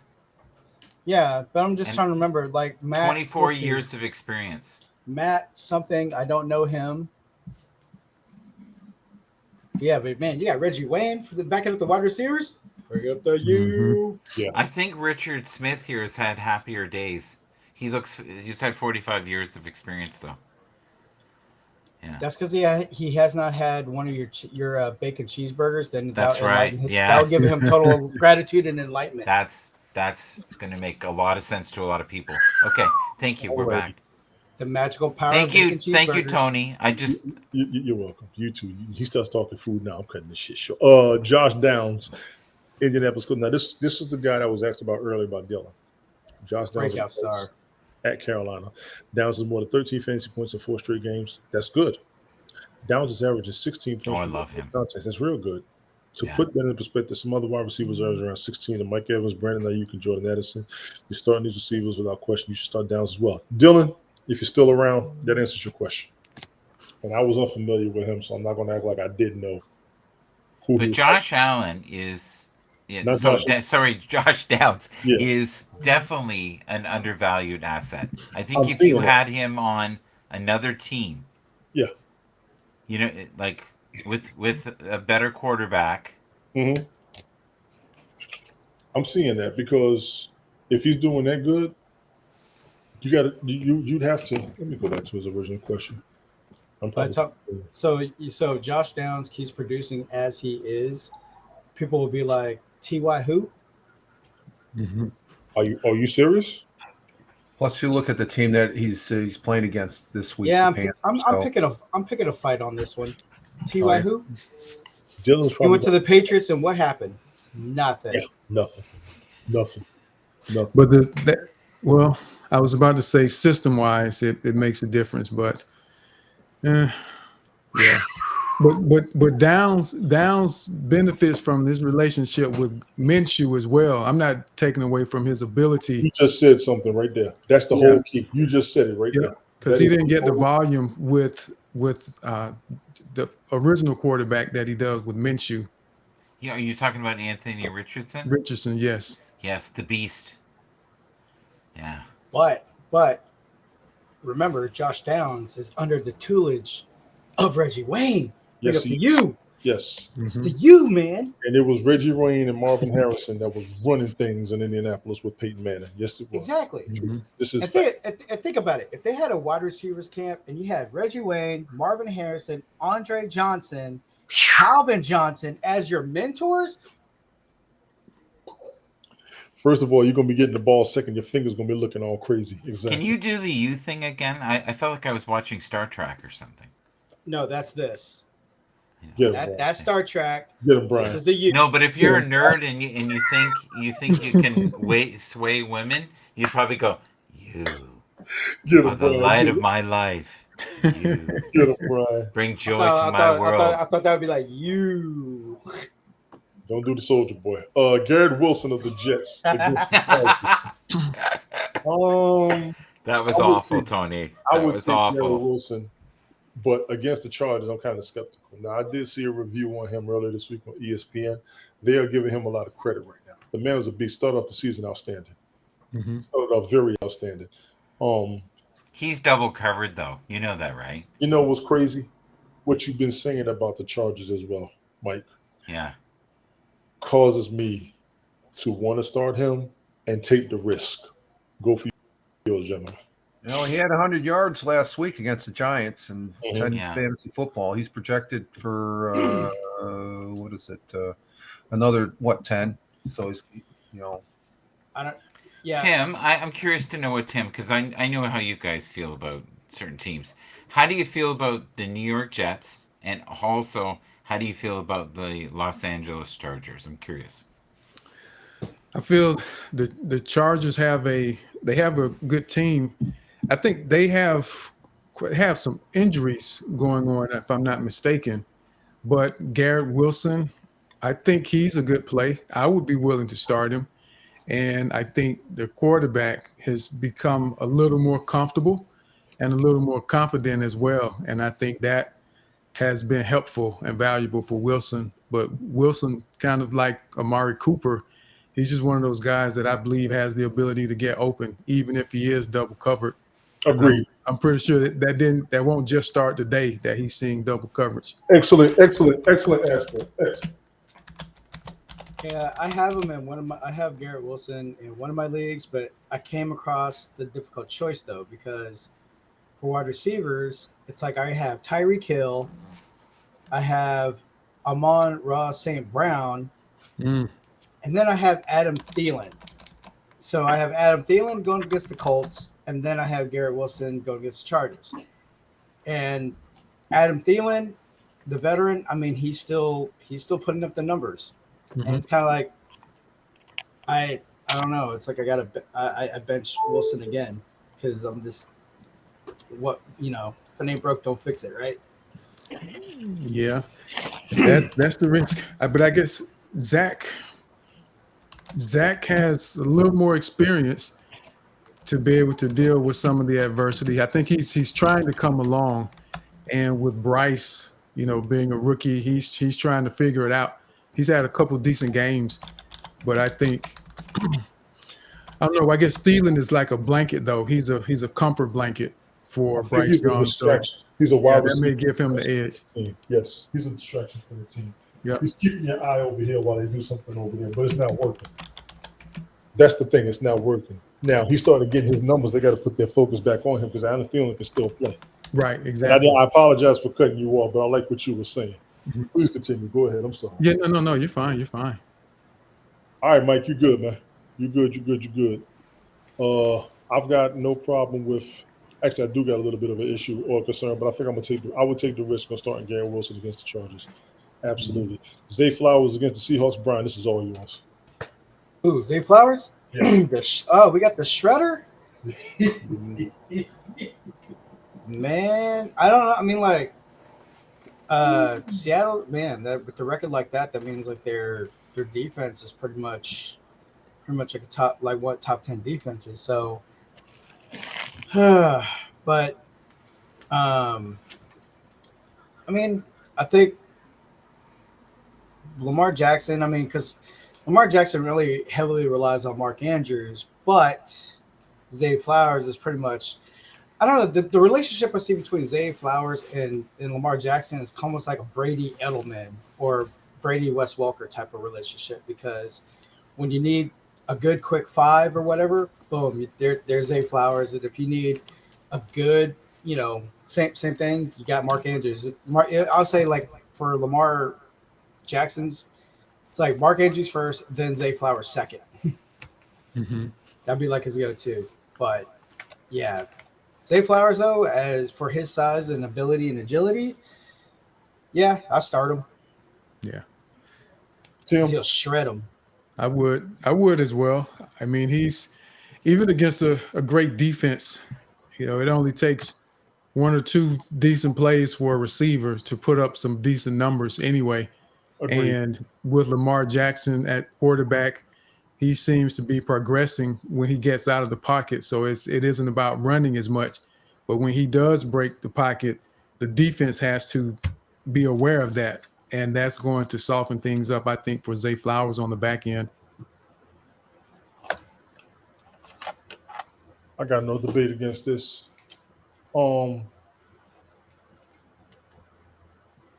Rashid Rice of the Chiefs against the Dolphins. Now this was brought up to me last week, I believe, or the week before. Rich, I think you remember this one as an issue, or at least as a conversation. Would you take that one, please? Well, he's impressing a lot of people. As far as I'm just trying to find out what he's doing in this game as far as that goes, and Right.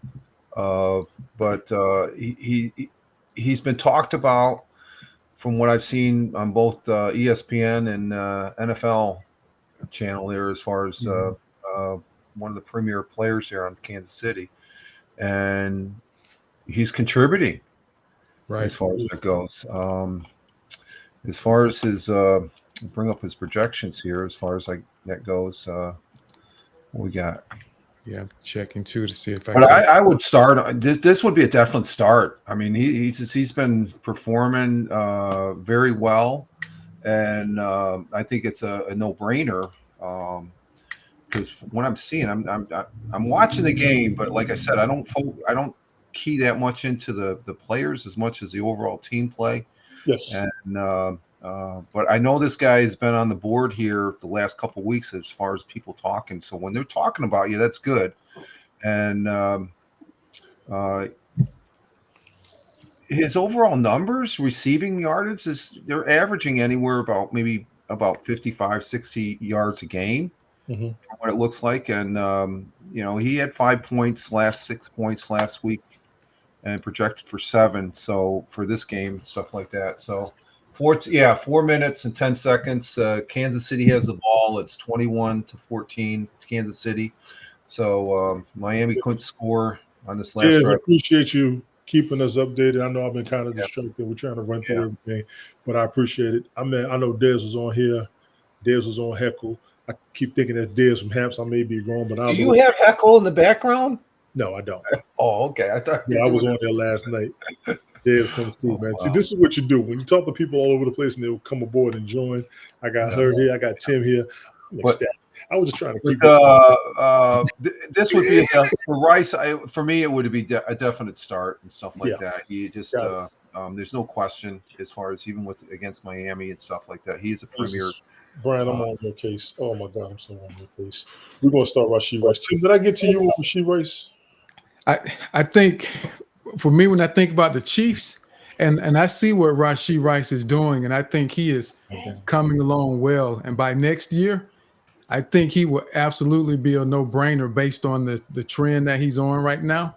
Yes. But anyone outside of Travis Kelce has always been iffy for me when it comes to the Chiefs because Mahomes distributes the ball to so many different people. He does. Very good It's point, like Tim. that ESPN show when they say that helps no one. That little segment, you know, who is this player that just caught the touchdown that should have gone to Pacheco? You know, so that's what the Chiefs are like to me. It's a coin flip again because you never know who's going to be getting the ball any given game. Yes. Now here's the crazy part. I agree with you when you said he spread the ball out. 100%. Kelsey was a main target. Here's the thing I want to throw out there to everybody. Mecole Hardman is back with the Chiefs. He had a play last week, and I saw the team celebrate and rally around him. He had one bad catch. I think it was the Super Bowl, and then he got traded. And I think that was a heartbreaker. So I think he is happy to be back. He was brought to my attention, I think, 2 seasons ago. I was watching ESPN talk about players. And one of the guys said, "Don't sleep on Mecole Hardman." I think he went to the Jets for a minute. Did good for a couple of plays or whatever. But yes, little boy. When I finish. Okay? When I finish. Give me the outro. I will. I'll let you be the outro. How about that? You can do it. You'll be the outro in this week's broadcast. Brian, I think I sent your picks already, Brian. You good. No, that's for week 10. Oh, that's for week 10. He's starting early. How about you go back to week 2 like he asked you 4 weeks ago? Oh, I thought we already established that. I said all the winners from week 2, from week 6. There we go. That's a copy. Yeah, I got to catch up on that, Brian. I'll give you the winners. If you need a deeper option, Rashid Shaheed of the Saints versus the Bears. Full disclosure, I already written up Kendrick Bourne for this slot when the news broke of his ACL tear. Okay, that's fair. I'll pivot to another strong option. Shaheed has been a favorite of mine this season and a favorite of my colleague Patrick Claiborne since his burst into the scene last year. Boom or bust as they come. 4 games of more than 10 fantasy points. 3 of those he topped 18. 4 games with fewer than 8 fantasy points. He's been a safe deep threat with 9 of their 14 receptions of 20 plus. Oh, I didn't know that. Now there's a stat for your ass. Right. Shaheed has been the Saints' deep threat with 9 of their 14 receptions of 20 plus air yards. He's 368 of their 516, and all 3 of their touchdowns are deep passes. Huh. So that's boom or bust, like you said originally. Yeah, he is. You may want to keep him, put him on the bench and know how to flex. That's what it sounds like to me. In a dispute. I start him. You would? I do. Oh, you do start him. Yeah, I do start him. Has he been worth it? Would be my question. Huh? Has he been worth it? Is my question. I would say so, because in any given week, anyone can have a bad game. Yes. And it's expected, and you just hope you have enough players surrounding him, you know, to pick up the slack on the games that he doesn't perform the way you expect. But also in the league that I have him, they count return yards as well. So that was one of the reasons that I also picked him up, because we get return yards. Yep. You got to do that. I ain't mad. All right. Sit him. Receivers. Christian Watson of the Packers against the Rams. Yes. That's going to be because of Jordan Love. I can hear that already. Yep. Mm-hmm. And I think that's because Christian Watson, the number 1 receiver. Am I wrong? Oh yeah, definite sit. Yeah, he's their deep threat, but I think Romeo Doubs has been the bigger factor for the Packers here lately. But with the quarterback play, I think that makes it a little more difficult for Christian Watson to be able to perform. He was good with Aaron Rodgers because, again, Rodgers brought that IQ, and he was still coming along last year, just trying to figure things out a little bit. Yes. But he needs a good quarterback to be able to perform, I think, for Christian Watson. I got you. Dez, I got you over there. I'm barely on heckle my damn self. I already got you. I just pop up there when I see folks. I'm barely on heckle. Sorry, y'all. Sidebar. Josh Palmer, the Chargers against the Jets. Really? Well, let's go. Yeah, I'm gonna put that on the Jets defense off the rip. That Jets yeah, defense. that could be the factor right there. But I don't That's know. all about the Jets defense. I would probably start him. Yeah, but you don't want to start him against the Jets defense. Remember, the Jets have been holding people down. Yeah, They don't have the record, but their defense is messing people up. The thing about the Jets, though, they got a good defense, but just like when they played the winning against Kansas City, they coughed the ball up. Or no, that was the Broncos. I'm sorry, but the Jets. A lot. You look back at a lot of the Jets wins. It's the other team coughing the ball up. It's not just necessarily their defense, even though you can attribute to their defense because they recovered the ball. Yes. It's when they played against when they beat the Bills. I guess that's the game I want to go to. The Bills lost that game. It wasn't the Jets' defense. This is the Bills, so that's a big factor as far as when you say the defense. You look back at those games, it's like, the Jets, they got an okay defense, but is it as scary as say the Ravens? No. You know what, Rich? I ain't gonna lie. I know you've been trying to keep the game on. I'm gonna tell you, not even worry about the game. Desi is keeping us up on this game big time. Des, I appreciate you. Yeah. Okay, yeah. There's 2 minutes left. Yeah, go in the background. In the She's comments, giving us an update over there. Like I said earlier, she's a true Kansas City fan. If she's just paying out for NFL just to watch this game, I like that. We got guest hosts, guest updates, primary updates. I am not mad. KJ Osborne of the Vikings against the Falcons. That's because of the Vikings quarterback issue. Somebody tell me if I'm wrong. No, you're right on. That's the beginning of the narrative off the rip. Best game of the season of the year last week. There's no way I can comfortably start him this week without Kirk Cousins. That's it, if you ask me. Yeah. Jaron Hall is going to be their starting quarterback, I believe. We got to see how he's going to do. Well, okay. Well, how about this? How about you Yes, just sir. roll the dice? You just roll the dice, because what if the backup quarterback plays like Levis and how Levis bumped up DeAndre Hopkins, which I will openly admit this.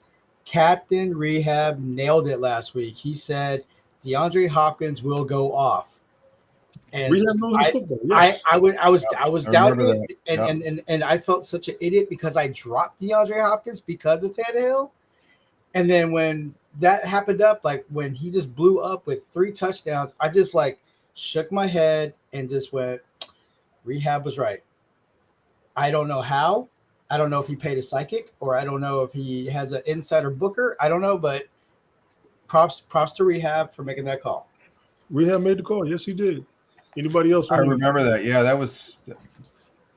But I think that's where when you're a good player, or one of those great players, you make it easy for the new guy coming in, because they're able to get open. It's someone that you can trust, and they can help bail you out of a jam. So D-Hop, he's a bully on the field at receiver.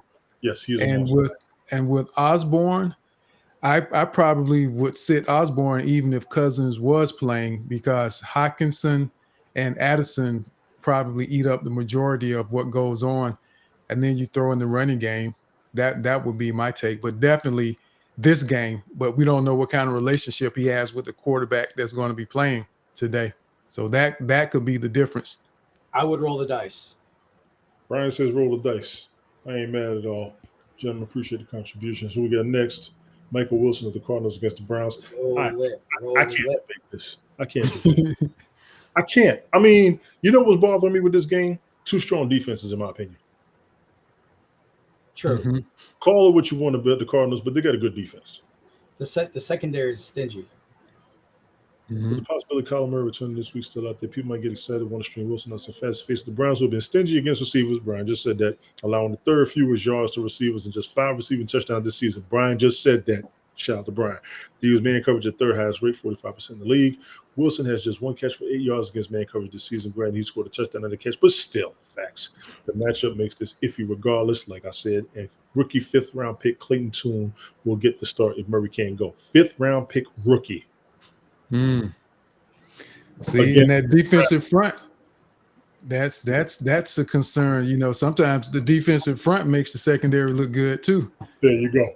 Yep. Against the Browns, I don't think I want that smoke. No. Ladies and gentlemen, those are your wide receiver picks for week 9 of 2022 season quarter NFL.com. Tight end time. Pause. Just to give a little context on Dez's 1 minute left in the game, they're 4th and 10, and they just called a timeout. Gotcha. Miami gets the ball. Gotcha. 4th and 10. We got This is a do or die here. We're all being professional, Tony. I don't know what you were thinking. I said it.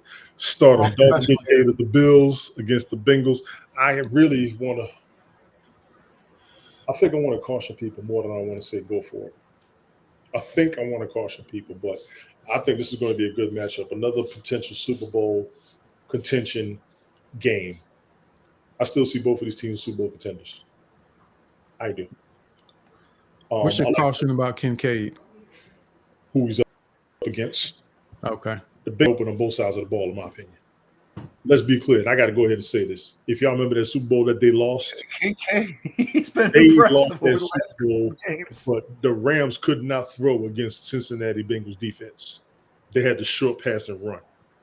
Actually, they had to short pass more than anything. Please follow these heroes of fantasy. Appreciate you, Mike. Facebook is working. Might have been his. I'm not sleeping on the Bengals. I know they've been exposed, but I'm not going to give up on them because they shut the Rams down in that Super Bowl. Mm-hmm. Cooper Kupp saved them, and Cooper Kupp got them that Super Bowl. The Rams couldn't run against them. They couldn't throw against them. They had to short that. They found a gap in that defense, and that's where they made their plays. Y'all ain't got to believe me. Watch the damn Super Bowl over again. I know OBJ got it before he got hurt, but the Bengals were on it. They was on the Rams.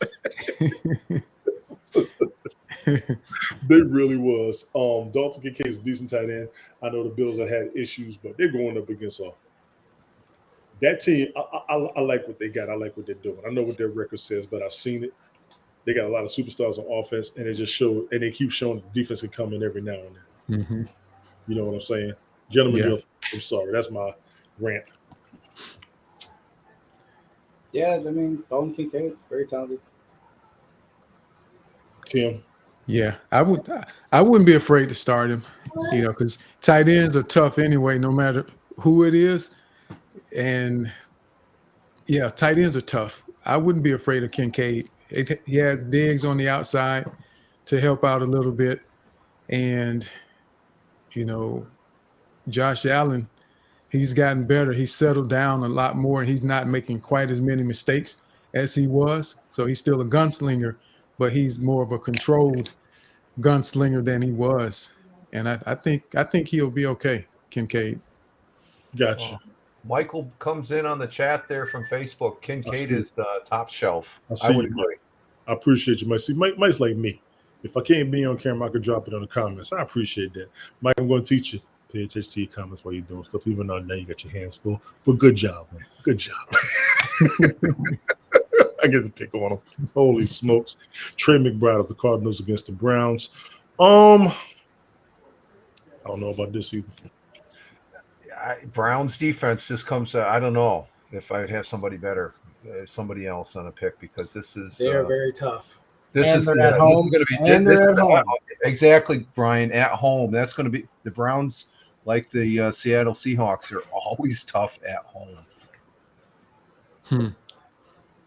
Well, you're looking at 14 targets though last week, and tight ends tend to be a security blanket as well, especially when there's a lot of pressure. Yep. And if True. they get him out on a lot of quick hitter routes, that could be the difference, especially in PPR leagues. 10 catches, 95 yards, touchdown on 14 targets. All these numbers led the team. Finished 25.5 fantasy points. He was tight end 1. This tight end you're going to want to start him to mesh up. All the significant Zach Ertz volume. Gotcha. Zach Ertz was in the Super Bowl when the Eagles won the first time. I think people forgot about it. Mm-hmm. He was on the team. He was on the field. I don't think he played a lot, but he was out there. He was a Super Bowl tight end. He doesn't get a whole lot of numbers, but you want him on your squad. Golf Hall chimed in. I see it. I'm about to throw it up right now. Right now was Dobbs. Golf Hawk, I don't know if you're talking about Dobbs or Jaron Hall. You got to let me know. But apparently Dobbs is a man. I think that was – Brian, was that you talking about him before? Dobbs? Joshua Dobbs, yeah, he used to be with the Cardinals. Yeah. Yeah, I'm going to see how he does. So, with that being said, we may want to look at the recommendations against the Vikings in another light. Say he does good in that position, and the Vikings come clean Mm-hmm. and give folks the business, and we be wrong because all we're thinking about is Kirk Cousins. These are factors you got to pay attention to, ladies and gentlemen. Any and everybody out there. That's No true. joke. Seriously. How well does he know the system though to be able to? Yeah, everybody ain't to gonna walk on plug the and field play? like Baker Mayfield did with the Rams. I agree with you on. Yeah. Taysom Hill of the Saints against the Bears. You know I what? start him.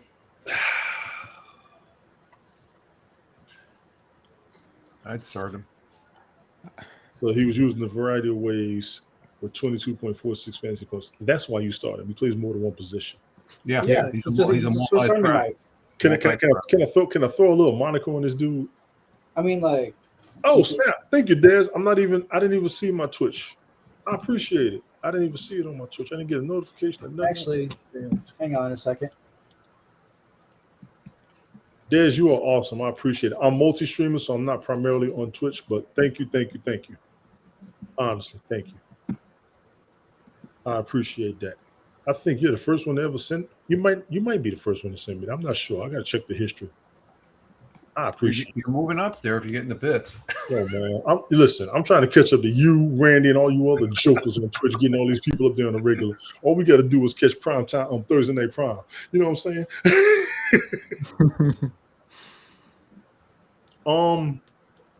Taysom Hill. What was that former tight end they had that left? Jimmy Graham. Taysom Hill is Jimmy Graham 2.0. But more. That's why I said I was gonna say I don't even know if we can really we got to put compare him in them. Jimmy Well, Graham was doing it, and he wanted to get that wide receiver money. They want to give right. it to him. Taysom Hill is playing two positions. Oh, He's wow. effective in both. Taysom is playing 4 positions. He's special teams. He's running back. Yes. He's wide receiver. He's tight end. Well, and he's quarterback sometimes too. Yeah. We got a question in the chat. Excellent Hunt or video, Ford? Brian. Excellent video. I'm gonna get it. Swiss JC Army. 103875. I appreciate you. Hunt or Ford? I think he's talking about Kareem Hunt. Yes. Kareem and Jerome. Jerome Ford. Right. I don't know. Probably go with Hunt. You want to go with experience? You know what's crazy? Hunt doesn't get the ball enough, in my opinion. Yeah. He hasn't gotten the ball enough since he left Kansas City. Yeah. He's been around a while. Ford's got younger legs. I think Hunt came back because of the experience and his familiarity with the system and the team. But Ford is the one that I would go with Ford. Run with that, Jason. I can't even give you an honest option. The man says run with Ford, run with Ford. I will tell you, I haven't seen Kareem Hunt get the ball enough since he left Kansas City. I have not. And I will say that to my satisfaction as somebody who expect to put him on the squad. He's not putting up the numbers he needs to be putting up. And that man, he should be top 5 running back in NFL. I think that goes back to who Michael posed the question about age. You also got who's coaching, who's letting him get the ball. Exactly. He's on his second, third team since Kansas City? Yeah, something like that. Yep. And I think he was inactive for a short period. Yeah, is he breaking 1,000 yards a season? There you go. No disrespect. There you go. Taysom Hill against his Bears? Why not? Jake Ferguson, the Cowboys? Yes. Any questions? Absolutely. Any questions? Absolutely. Jay Novacek 2.0. Yeah. Novacek. Yes. Yeah, Rich, no, that's a name you haven't heard in a long time. I know it's been a minute. Rich, I mean, yeah, he's a tall, lanky frame, and then that first touchdown he did last week, I was like, "Yep, there you go." Yeah. What you think, Rich? I'm just looking at some videos that Brian sent me about Tyson Hill, though. Brian, It's impressive watching these. Oh my God, I'm getting sidetracked here. Who we on? Was a tight end against the Eagles. Agree or disagree? Oh, like what Tim said, the freaking tight ends, they're getting a lot of, the last time I've seen so much and all the games with the tight ends is when Gronk was in with Brady and stuff. So the tight ends, They are a factor. I would start him. I think it will be a tight game. This game will be a tight game. I would start him. You got to start Jay Ferguson against the Eagles because you need everybody Dallas front and center. Oh yeah, everybody, You need on both everybody sides, Dallas both teams, front and center, and you need them all 100% because this game ain't gonna be pretty. No, this is good. This is a classic North divisional championship. Division. It's a divisional. I mean, anything in the NFL North or East is premier. You know, and all those teams except for the Giants are doing well in that division. Yeah, this will be the first matchup of two. So, but last week though, Ferguson last week against the Rams had 4 receptions, 47 yards, 11.8 on average, 1 touchdown. He was targeted 4 times, and overall fantasy points 10, when he was projected to have 4. Gotcha. We all good. If you need a streamer, Gerald Everett down on Parham with the Chargers against the Jets. There's another two players Everett, from the same team. Everett is not getting it. He's kind of like last week. He got the ball last week in one game. I did see him get a couple catches. No, it was on the Thursday night. It was on that Thursday night game where he got that 1 touchdown, but that was about it. That's it. I agree. Yeah. Low volume. Between have allowed the most touchdowns and 8th most fantasy points per game to that position to tight ends. Really, they've been allowed the most points per game as well. But a matchup against the Giants, which Darren Waller was injured, bumped them down several spots. Meanwhile, Everett scored a touchdown, top double digits each of his last 2 games before injury. He was starting to get used more in the red zone as well. That's the key. He about to retire. If they get the ball and get some damn touchdowns, he about to damn retire. Hall is the man. He killed at BYU with Nick Pete. Golf Hawk, you mean Hall or Hill? I'm thinking you mean Hill. Gerald, tight ends in the red zone, okay. Jets defense giving up tight ends, okay. If Everett's out again this week, you can pivot to Parham. So you want to have both of them as a tandem. So one's got to be a tight end. The other has to be your flex. You have no other positions or another options. Any questions, gentlemen? No, for me. No. I'm just sad to say, like, Miami's defense is so good that they held Travis Kelce. Like, I only have in one of my leagues, Travis Kelce has 1 point. In other PPR leagues is 4.4. Wow. Yeah, he got shut down today. Oh, for today, he only got 1 point? Yes. Yeah, I didn't Travis see that. Kelce got shut. It has been shut down today. Wow. Gotcha. I think they were walking into the locker room last week too, weren't they? Second game they shut him down in this season. You all do know that, right? Yeah. That's the second game of the season they shut down Kelce. That's Brian, consecutive, isn't it? I used to tell you I don't pick the best players on purpose because they find a way to get them. 2 of the players this season people went after, Rodgers and Kelce.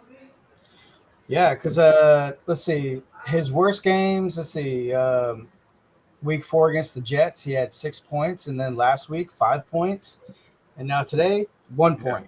He had 1 point in a game a couple weeks ago. It might have been that first one you saw him. I think he had no. It's today. He got the 1 point today. No, he had one a couple weeks ago. Only got one. Last week against Denver, he only had 5. That was when they lost. Denver game. That's what it was. And then when they played against the Jets, he had 6. And then when they played against Jacksonville, he had 8.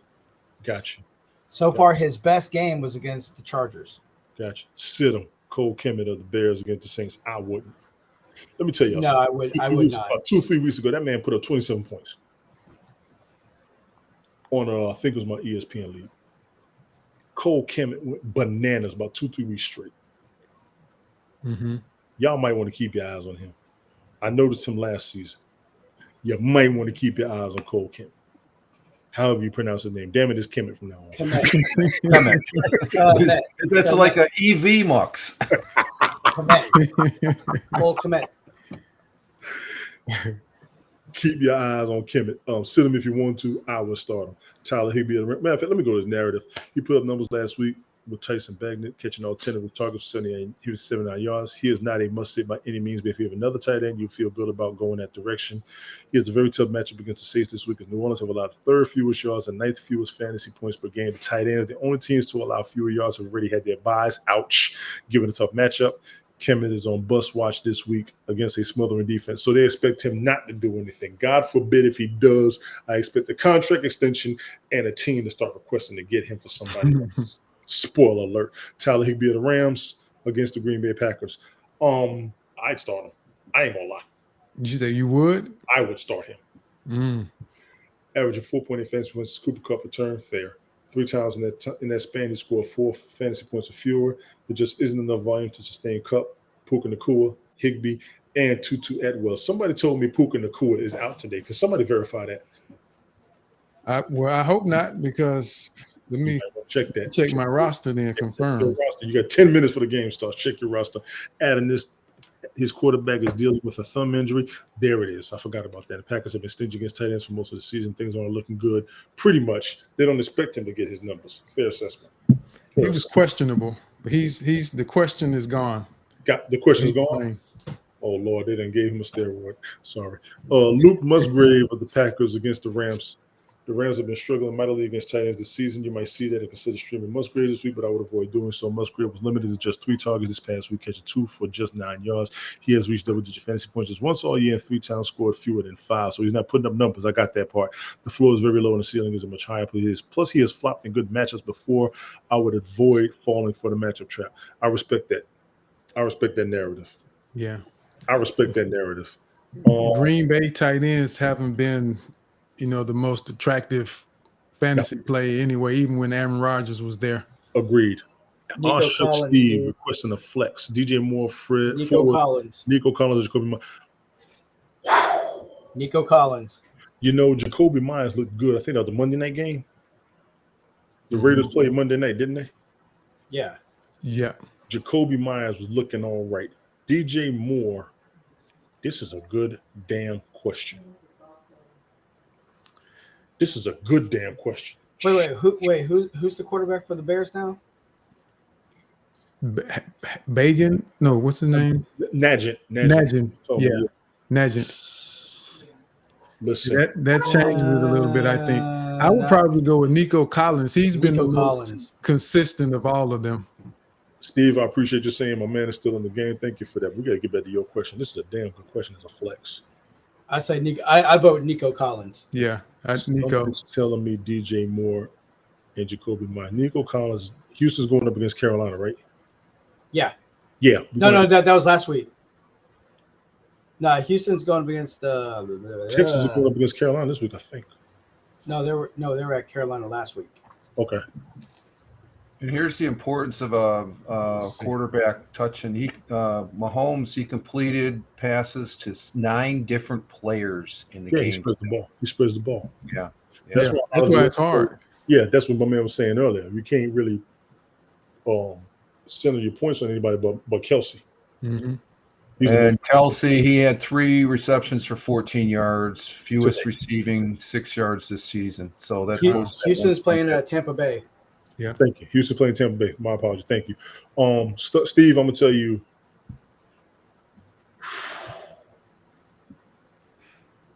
DJ Moore's on the Bears. The Bears two votes for Collins. The Bears are playing the Saints. I'll tell you what.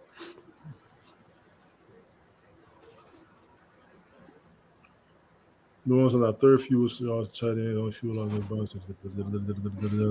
We'll get to the defenses in a second. Off the hand from what I'm seeing right now, I'm going to say Jacoby Myers. I'm going to say Jacoby Myers. I will. Jawan Johnson of the Saints versus the Bears. Good. I needed to see this. Johnson returned last week, but did not make much of an impact. He caught one of his 2 targets for 5. He has put up fewer than 15 yards, 3 straight games played. He is now splitting Russell Taysom Hill and yet scored a touchdown. Yeah, you got to drop him. Now I remember seeing his name a lot. You got to drop him. Yeah, he came on strong at the end of last year. Yeah, but he kind of vanished this year, plus the injury. So, and I think if you did play them, they could coexist depending what the rest of the roster looked like.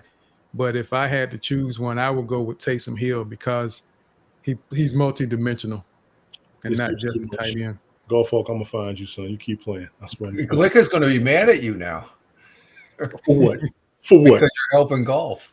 I'm not helping golf. Golf's paying attention and then going against me, but Glick was trying to work it. We in 2 leagues together, all 3 of us. Yeah. Off the rip, Steve, I want to go ahead and say, damn it, Brian. I want to go ahead and say, off the rip, I think I'm going to start with Myers. I don't trust who Chicago's going up against. Ford. Is Cleveland going up against Arizona? No. Nico Collins are going against Tampa. I'm not sleeping on the whole team. I'm going to take Jacoby Myers out of all of that. Steve, I appreciate you coming through. I believe it's my first time seeing you in here, so thank you for being here. Ladies and gentlemen, those are your tight end recommendations for Week 9, 2020 season. Of course, NFL.com. We're going to narrow this down. I did kickers last. Let me get to the defenses. I mean, let me get to the defenses. Last category. Right. Go ahead, Brian.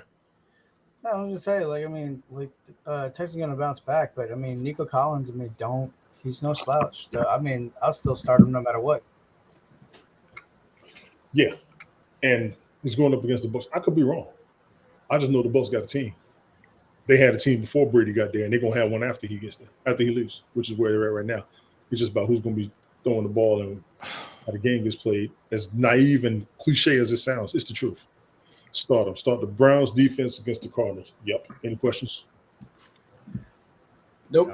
They're at home, so defense, especially for the Cleveland, they're like Seattle. They're tough at home. Tim, I'm just disappointment now. I was saying earlier how the matchups you can't really use the matchups when it says this is the worst rated team to put this player up against. Right. I switched out my Chiefs and I put the Raiders in because they're playing the Giants today. And Miami's been pretty explosive. And the Chiefs put up 17.5 points in this league. Yep. And I have them on the bench. So with that said, I would play the Browns though. Gotcha. Yeah. Gotcha. Oh, wait a minute. This game in Cleveland or in Arizona? Arizona, right? Looking like Arizona, yeah. Oh, okay. I thought it was the other way around. Okay, Like my Arizona. mistake. I'd still start the Cleveland Browns. Yeah, I'd start this Falcons defense against the Vikings very easily. We just talked about the quarterbacks more than once. Maybe had to look at a new aspect. Yeah, I think the Falcons are going to be good against the Vikings in this game, gentlemen. I think so. Yeah, same. Yeah. The defense has been pretty decent anyway. Just overall, I think. Yeah. Hopefully Bijan Robinson can run it. Mind you, both teams are 4-4. This will be a good matchup. Yeah. Both teams sitting at 500. This will be a good matchup. Yep. The Raiders and the Giants, I ain't got no questions on that. The Raiders, you start the Raiders against the Giants. Give me a break. Oh, definitely. Yeah. Giants, they're just dismal. They're very dismal. Here's what's crazy: the Giants can win that game. Not after last week where they Raiders. It was a typical field goal. They couldn't even get it after they missed one feel before. I feel you on that. That's what no faith in the Giants, I guess, for the rest of the season. Right. We're just gonna see how it goes. And Tim, I'm a Giants fan too. Oh, are you? Okay. Okay. I saw you cheering anytime they mentioned the Rams a while ago, so I thought maybe you were a Rams fan. No, I was watching the Kansas City Chiefs there. They were they were winning there, and when they took the ball over, I was ecstatic of that. I like the Kansas City Chiefs; they're a good team, and I'm swinging for the Bills. I like the I'm here in New York, so I like the New York teams, but the Giants are just they're the joke of the state, basically. Pretty much. Saints defense against the Bears, yes. Yep. Yes. There's no question, gentlemen. Any debate? None from me. Brian, stop pulling up clips and answer the question. I'm not playing anything. That's right. No, I'll start the Saints. Rich, you good with that? Yep, I'm nodding my head. Yeah, I'm good with that. The Bears, the Saints, I think they're still strong defensive wise and stuff. Sit them. Sit the Bills defense against the Bills defense. I would not sit the Bills defense. JoJo was good. Look at that. Damn if you do, damn if you don't. Look at that. You got the sit them. You sit either defense. Either defense, yeah. So it's cancels out there. There ain't no way in the hell I would sit either defense. We've had that before. With both teams being canceled out. I can't. I wouldn't either defense. I wouldn't sit neither one of them down. But they're basing the numbers off of it. I got you. A low scoring game is what it's telling you. Pay attention. Very much. Sometimes this means this is going to be a low-scoring game, so you will not be gaining any points, even though you may enjoy the game. Your fantasy squad will not be gaining any Well, points. no. You No, know who's at high going to scoring. be getting the point? You know who's going to be getting the points? The kickers. Yes. Those are the only ones probably going to be scoring. Now, here's what's crazy. Well, yeah, because not even necessarily field goals, but just off of conversions. I agree with that.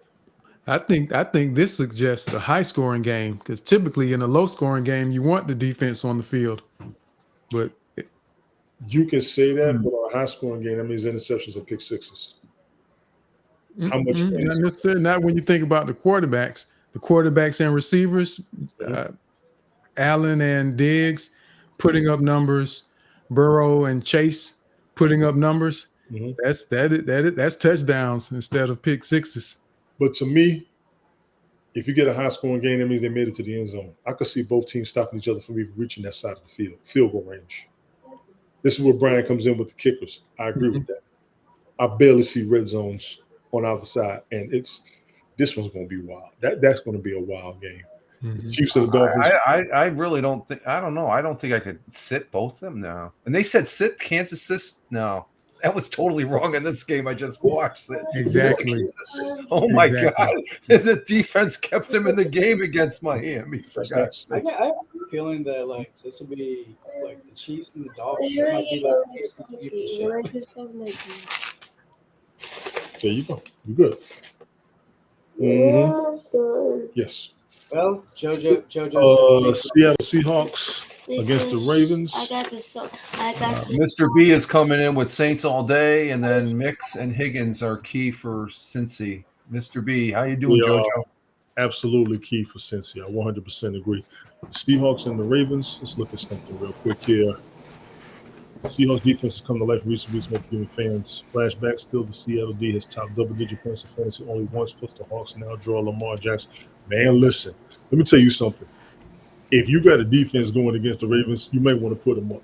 They just might catch you, even though he's going to shred you and put your points in the negative. Plus, he's not going to throw the ball in them, so I see why they say sitting. Short pass runs, all that good stuff. If he throws the ball, he finds a gap, it's going to be a problem. So I'm telling you, you might want to put it up there. What do y'all think? Hey, Tony. Yes. How you doing? Is Tim behaving, or is it good? Because you guys look so professional. I was watching you on my TV for a moment while I was getting my dog ready. Mm-hmm. You look like heroes. You know what I mean? Nobody had pornographic things of women on surfboards or anything. It was great. I loved it. All you had to do was answer the question. That's all you had to do. I think I would start Seattle defense. What do you think? I would too. I would set him. I would say against Baltimore, they both Seattle and Baltimore have good defenses. So either one of them I would say start. But they're saying sit on them. Yeah, they're saying sit them. They're saying sit them. I wouldn't sit Seattle.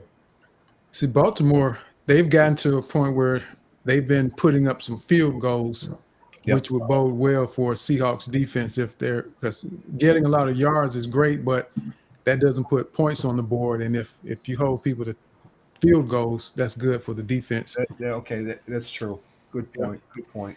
But how many games have been lost, right? Let's be real, from missed field goals? The Giants.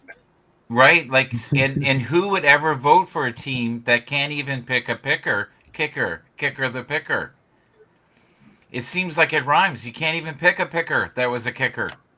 Let me put the game on.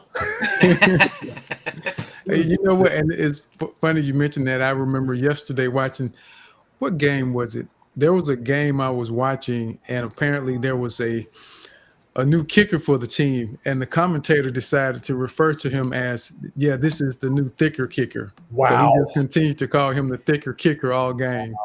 Wow. Yeah. Mr. B is here. Why isn't Mr. B up in the room? Because people are busy on Sunday mornings. They go to church. So this is our church. Is this what you're saying? We're worshiping. Is that what you're saying? I shouldn't say that because I know Tim is religious, right, Tim? I'll be trying. Ladies and gentlemen, those are your defense recommendations for Week 9, 2020 season. Of course, NFL.com. I would go to kickers, but I want to cut that short because normally with your kickers, you put the kicker with the defense that you run with, in all honesty. You also put your kicker with the highest scoring defenses in fantasy football league. Those are the recommendations. Okay, Those are the suggestions. As we summarize, let's go around the table. Rich, anything you want to throw out there? No, just a good panel here as far as that. Tim, great insight on the football. You know your football, my man. You know your football, and like I said, it's as far as just the insight that we have overall as far as the panel and stuff like that. So, and Gotcha. Michael making it back too. Of course, Brian. Anything you want to throw out there for the week? It's gonna be good physical games, a lot of close ones, but man, I just want to win my fantasy matchups. Because already, like last week, out of 3 of my leagues, it was I had them, but they got by. By. I had them, but oh man, sounds like a tough season going on over there. Tim, any final words? First broadcast. Thank you for joining us. Go for yours, man. Absolutely. I appreciate being here. Absolutely enjoyed it. It's a pleasure meeting everyone and getting to hear your thoughts and insights about the game and the games this week. So I look forward to being able to join again. I've enjoyed it. The door is going to be open. You are more than welcome. I thank it. Honestly. Absolutely. Michael, for the love of God. I love the velvety. Go ahead and clear your mind. I love the velvety pipes of Tim. And I love the one comment, eye candy. And I know that wasn't for us. So thank you to our new member. That was good. We are all about the eye candy here. This is what we do. This is the only reason we invited you up, Tim. It wasn't your skills. Actually, what I want to bring up is tell them about your show that you do on Twitter and how you help people, if that's okay with Tony. Yes, go for it. Please. Sure. Well, I host a space on Twitter, now known as X, each week on Saturdays at 11 a.m. Eastern Time. And it's called Confident Speaking. And what I do with that space is help people become more confident and effective communicators. The goal is an environment where people have the opportunity to practice their communication skills. We have various topics that we discuss in the beginning of the space, but then toward the end of the space, we always do challenges so that people get an opportunity to not only learn to express their thoughts and perspectives, but also learn to think on their feet. So a few of the things that we really focus on with the space is helping people understand how to utilize the 4 P's of speaking: their pitch, their pace, the power, and the pauses within their voice, and also to learn to develop their ability to become more concise when they speak. And when you speak to people, it's easy to have a lot to say, and sometimes people don't know when to stop. So we develop the ability to be concise because that's important. You may not always have a lot of time to say everything you want to say. And we help them learn to get comfortable being uncomfortable, which is part of the reason we do the challenges. We'll give them random topics or ask them a random question that they have no time to prepare for, and they have 60 seconds to give a response. And then various people will give feedback based on what they did. But at the end of the day, the goal is about getting better, just making incremental progress, because we don't focus on perfection, we focus on progress. And whatever it takes for them to do something that allows them to take a step forward to get a little bit better, that's what we encourage. And we're there to cheer them on every step of the way.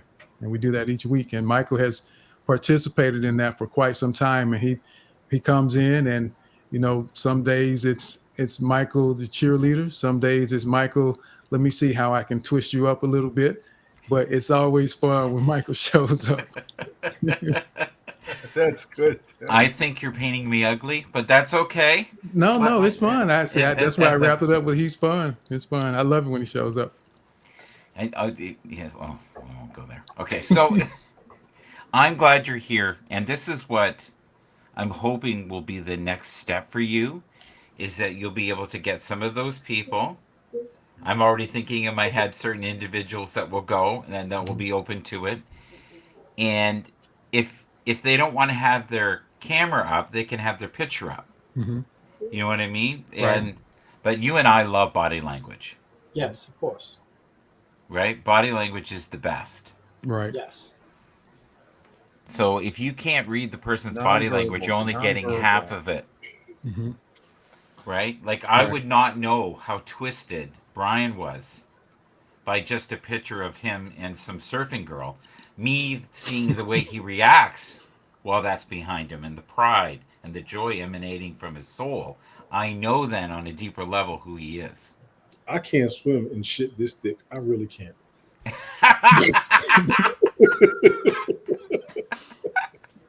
Brian, when you coming on our show?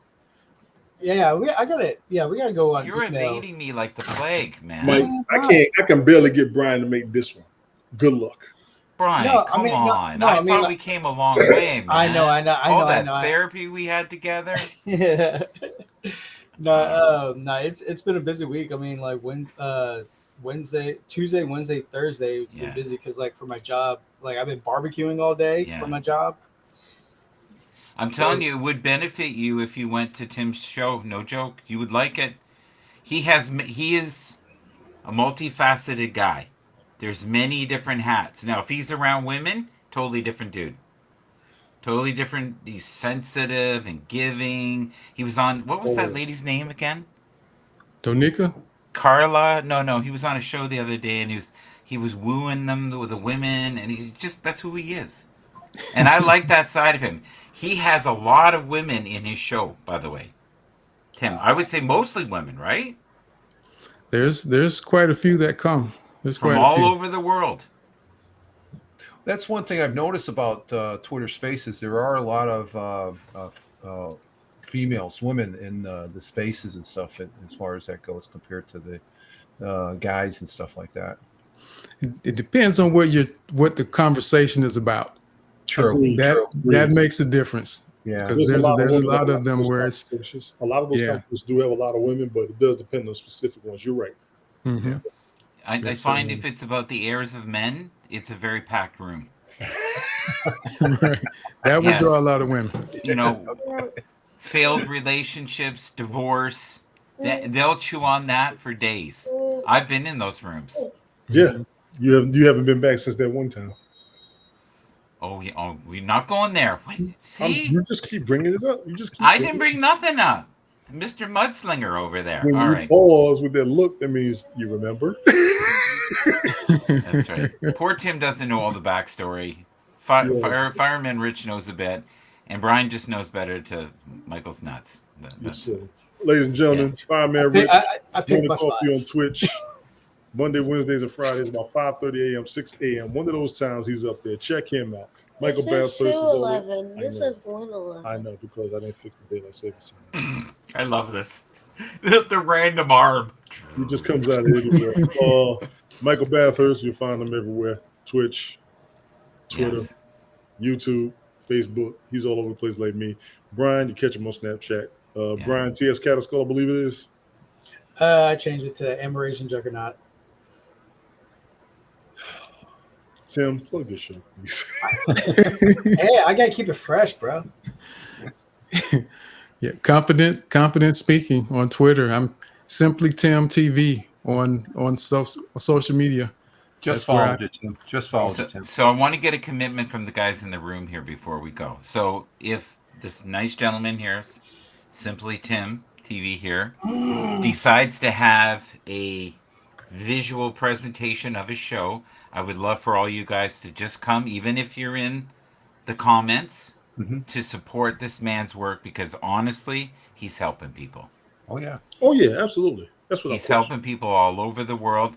And you know, Tony and I, in our own way, I feel like help people. I know this room here is a band of misfits at times, but we have a wonderful time. No, that's back on Haps, Michael. We're not misfits now. No, what are we now? We're a good bunch of guys. Okay. He's not a misfit. He's my dad. Yeah. Right now, Golf Hawk is choosing violence. Oh yeah, he's on your case, gentlemen. I thank all of you for being here. He barely got by me, man. You see my link tree Don't down talk there. to me. I'm Follow out. me on all my networks. Brian, I have one question for Brian though before he Holy goes. shit! What else?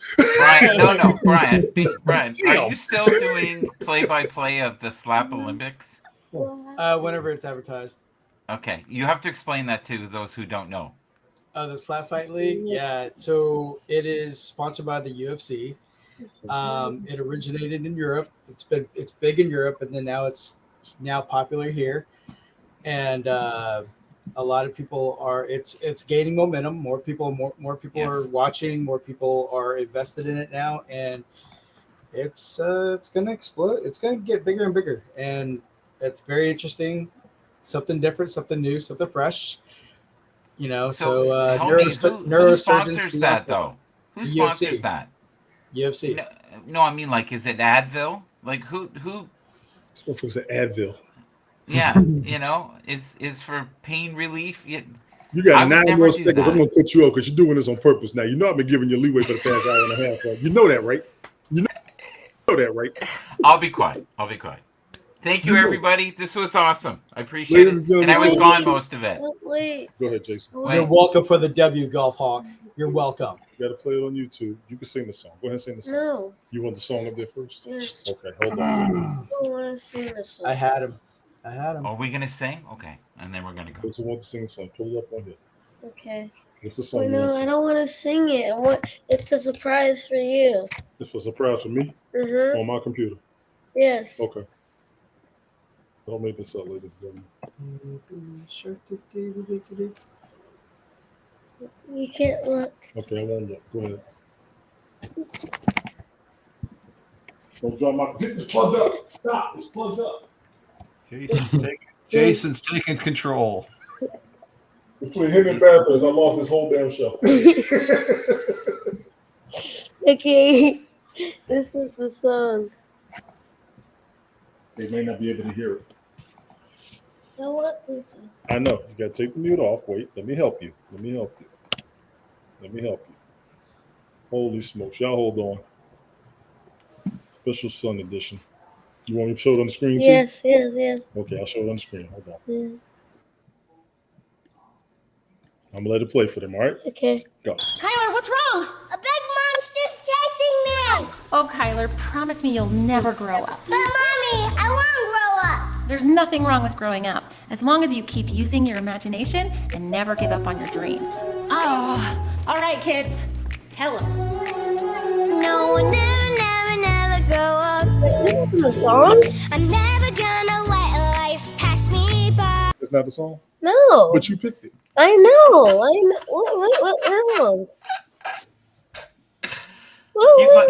wrong? I don't know. He's Michael Bathurst in training. It's not good. Yeah, me if you want. I'm not hating on you. How am I going to hate on you? Everybody's here. Jack. Can you let me do this, please, and stop touching stuff? There we go. Okay, good. Here you go. Okay. Remember, prime numbers only have two factors. One and itself. Composite numbers. We got a test tomorrow, so let's review.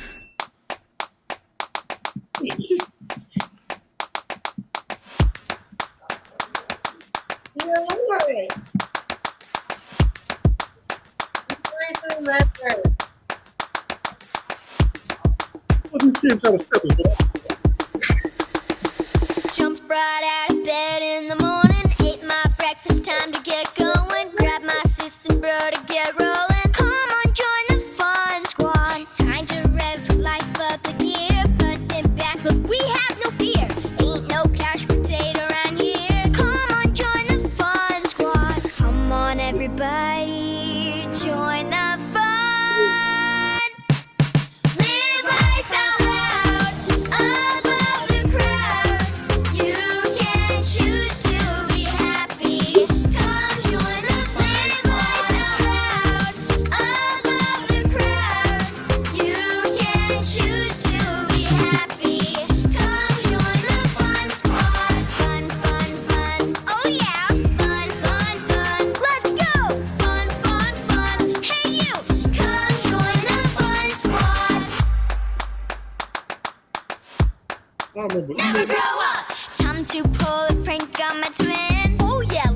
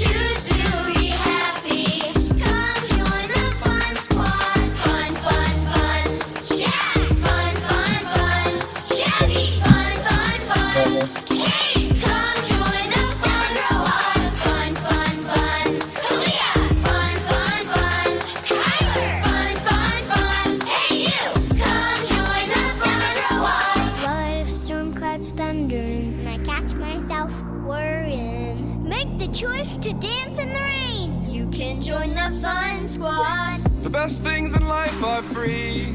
Now I'm gonna pause it for a second. This is what y'all don't know. I was driving down the street one day. He was watching this video, and we were both singing this song together. He just wanted to contribute that. So for anybody who think it's crazy, I want to apologize. But since my son wants to see it, anybody who's got a problem, I don't care. The fun squad. I like that. Listen, I was in the car with him. I said, "Play it back." We was in the car. You can choose to be happy, yeah. So I was tripping out with that. Chill. I'm going to get to you in a second. Let me bring that down. Thank you, Jason. Tell everybody hi. No.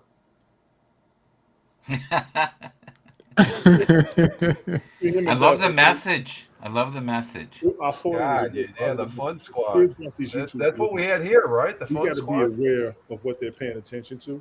A lot of times with my iPad, I'm always trying to keep an ear open to see what they're listening to and everything, and I get a kick out of it. And that one, Tony, we got another. You got another 100 yeah, messages. I'm going to get to him. I'm going to get to him. Yay, well done. Well He said, done, "Los buddy. Angeles, I appreciate you. Rachel Dynasty trade, PPR trade, Eckler and Osborne for mid." We're not doing this? What does that mean? No, nothing. Trade Eckler and Osborne for mid-late 2024, one mid 2025, and Judy. For what team? For your squad? You must be playing a dynasty league. Yeah, that is It's a dynasty. a dynasty trade. I'm in a dynasty league. Okay. I wouldn't trade. No, do not trade. No. Why Yeah, Jerry Judy? I'm not. No, do not trade Eckler.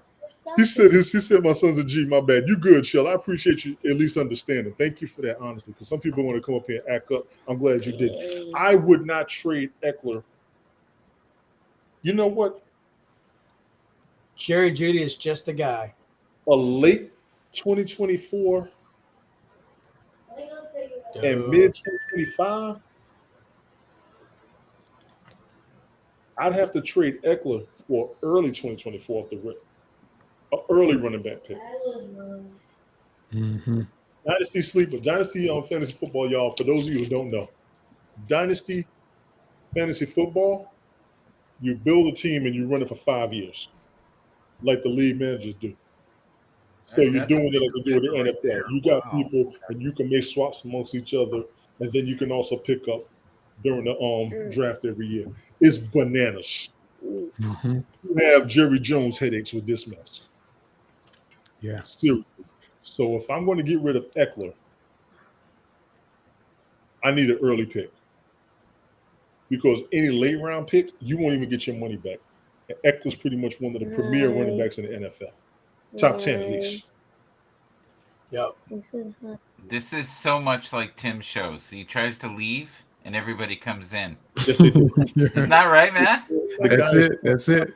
Like every time he tries to leave at the end, he'll be going, I'll be leaving in about 15 minutes. Okay, 45 minutes later, I'll be leaving in 15 guys minutes. 4 or 5. He wants to go to 2024 pick. I tell you what, you can go for it. You can go for it. We don't know what next season's running backs are looking like. I don't hate Judy. Judy's not getting his numbers. He is not getting his numbers, and he's at Denver. Until he goes somewhere else where he's going to be a superstar, Yeah. Judy's not getting his numbers. Unless he gets a better quarterback. And I put it to this way: people are running with Judy the same way I run with Najee Harris. We just waiting. Yeah, he's a victim of circumstance and situation.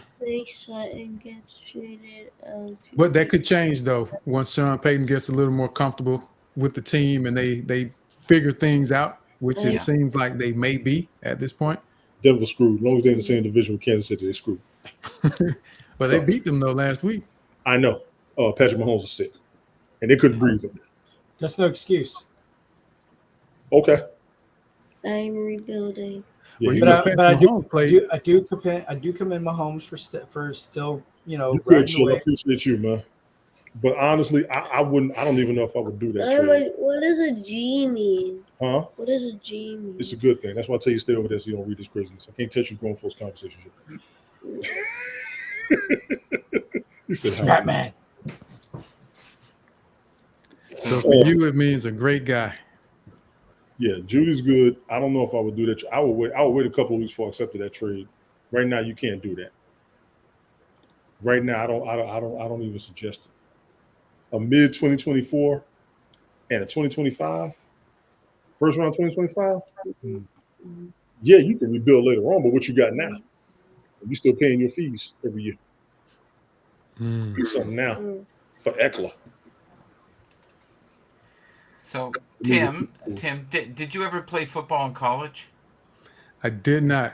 I played a year with a minor league team, but not for the school. Yeah. Because you can tell you have a love for the game as you're talking about it, like somebody who played. I definitely enjoy it. All of us Americans up here love the game. So are we going to wind this up, big guy? Yeah, I'm about to go. He's obsessed with it. Okay. Yes. Go get yourself ready for the shower. Ladies and gentlemen, appreciate everybody for coming through. Chill, thank you for sticking around. Yes, a G is always a comment. I know it is. Helen, thank you for sliding through. Even when you say what you said, I'll get on you later. Jojo, thank you for coming through. Golfo, thank you for coming through. Mr. Ashuk Steve, appreciate you coming through. Jason 103875, appreciate you coming through. Desi, appreciate you coming through. I don't want to miss anybody. I want to include everybody in the chat. You call my name. Yeah, I did. Did you think Helen? I did. I said Helen. Okay. Smoke, appreciate you coming through. Tina DeRosa, thank you for coming through. Rehab, thank you for coming through. Invisibility cloak. Do you?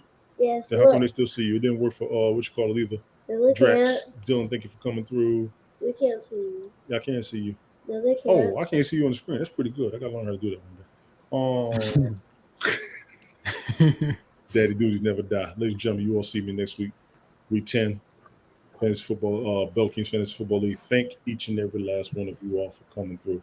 Honestly, forgive all the craziness, mishaps, and any type of distractions or extra conversation that may have thrown you off. You should have caught the notes. Always just a narrative. Realize the summarization, and we ought to be on the same wavelength and we try to fix things and help each other out regardless. All right? Check you all next week. 2 hours and 41 minutes. I blame Bathurst. Holler at y'all later. Peace. Bye-bye.